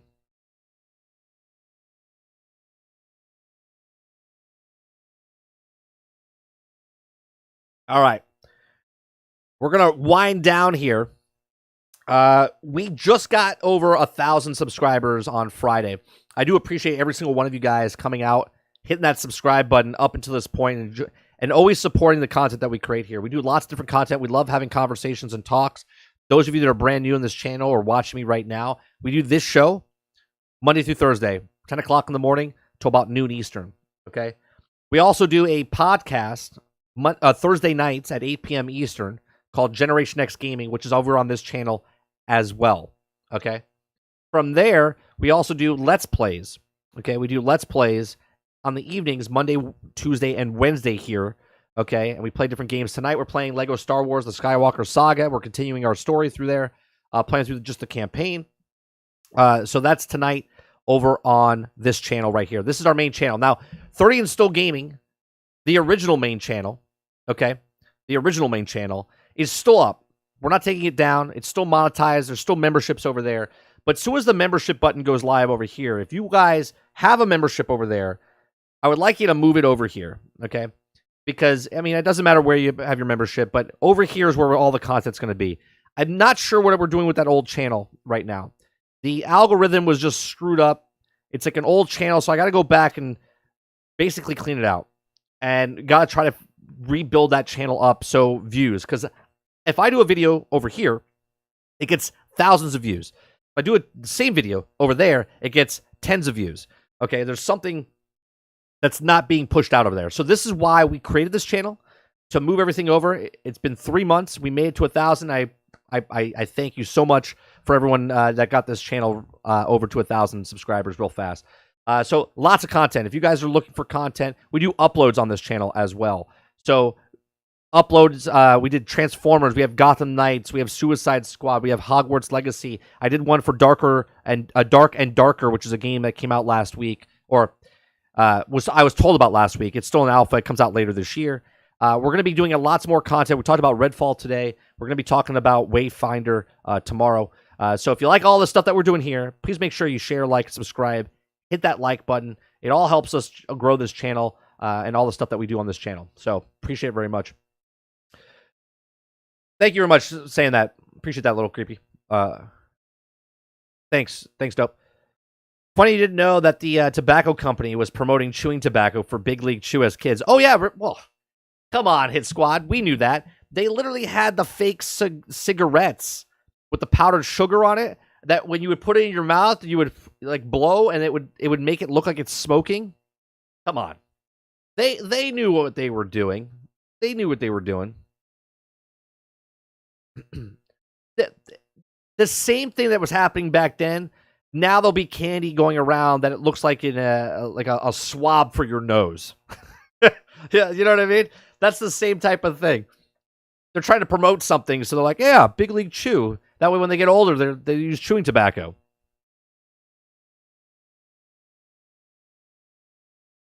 It's so ridiculous, some of the stuff they come up with.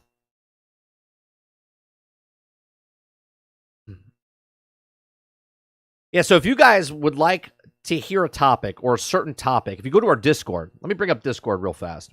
Okay. In our Discord, you love the candy cigarettes as a kid? Never smoked, though. Same. I tried smoking. I didn't like it. I smoke cigars, but not very often. So if you join our Discord, okay? If you join our Discord, in our Discord, you could be in the general chat, okay? You'll get our announcements over here as well, right? The general chat has a whole bunch of people talking and whatnot. So you could join for absolutely nothing, right? It's just anyone that wants to join our Discord, you can join in. We keep it civil there. Everyone has good conversations. There's a feedback tab that you can go in and give me feedback. I love feedback. I want to make better content for you guys. There's a waiting room that you can go in. So if we ever have conversations live and I want to bring you in, you can join the waiting room and I can bring you into the voice chat and we can have conversations and whatnot. There's also other little smaller channels that you can come into. Everything else is locked off. It's locked off for members, right? So if you're a member of our channel, for as little when membership opens up on this channel, you'll be able to join in and have conversations of more in depth. We have a sports channel, we have a Star Wars section, we have a Marvel section. There's lots of different sections to join in our Discord. And there's only going to be one membership over here. So there's not going to be different tiers. No tiers. It's just straight up one membership. So people that want to give more, I suggest that you gift a membership to somebody else so they can enjoy the content as well. And that would help out. So there's not going to be a second. So one gets all. And on this, there's when we have membership button over here, you can join in. And if you just want to be a radio broadcast, It'll just be on Discord. You could just hear the just raw dialogue that I'm talking right now over on Discord. So if you're in the car and you don't want to use YouTube or drain your battery or whatnot, you can just open Discord, listen to the audio, and that's what you can do. Look at that! Look at that handsome picture. Yeah, look at that. So another thing you could do is submitted stories. Submitted stories are by anyone. If you have a story that you're interested in and you want to talk about, or you want to bring up a conversation about it, you can submit a story in our thing. I'm either going to cover it on an upload, I'm going to cover it on the Daily Grind, I'm going to cover it on the Generation X Gaming podcast.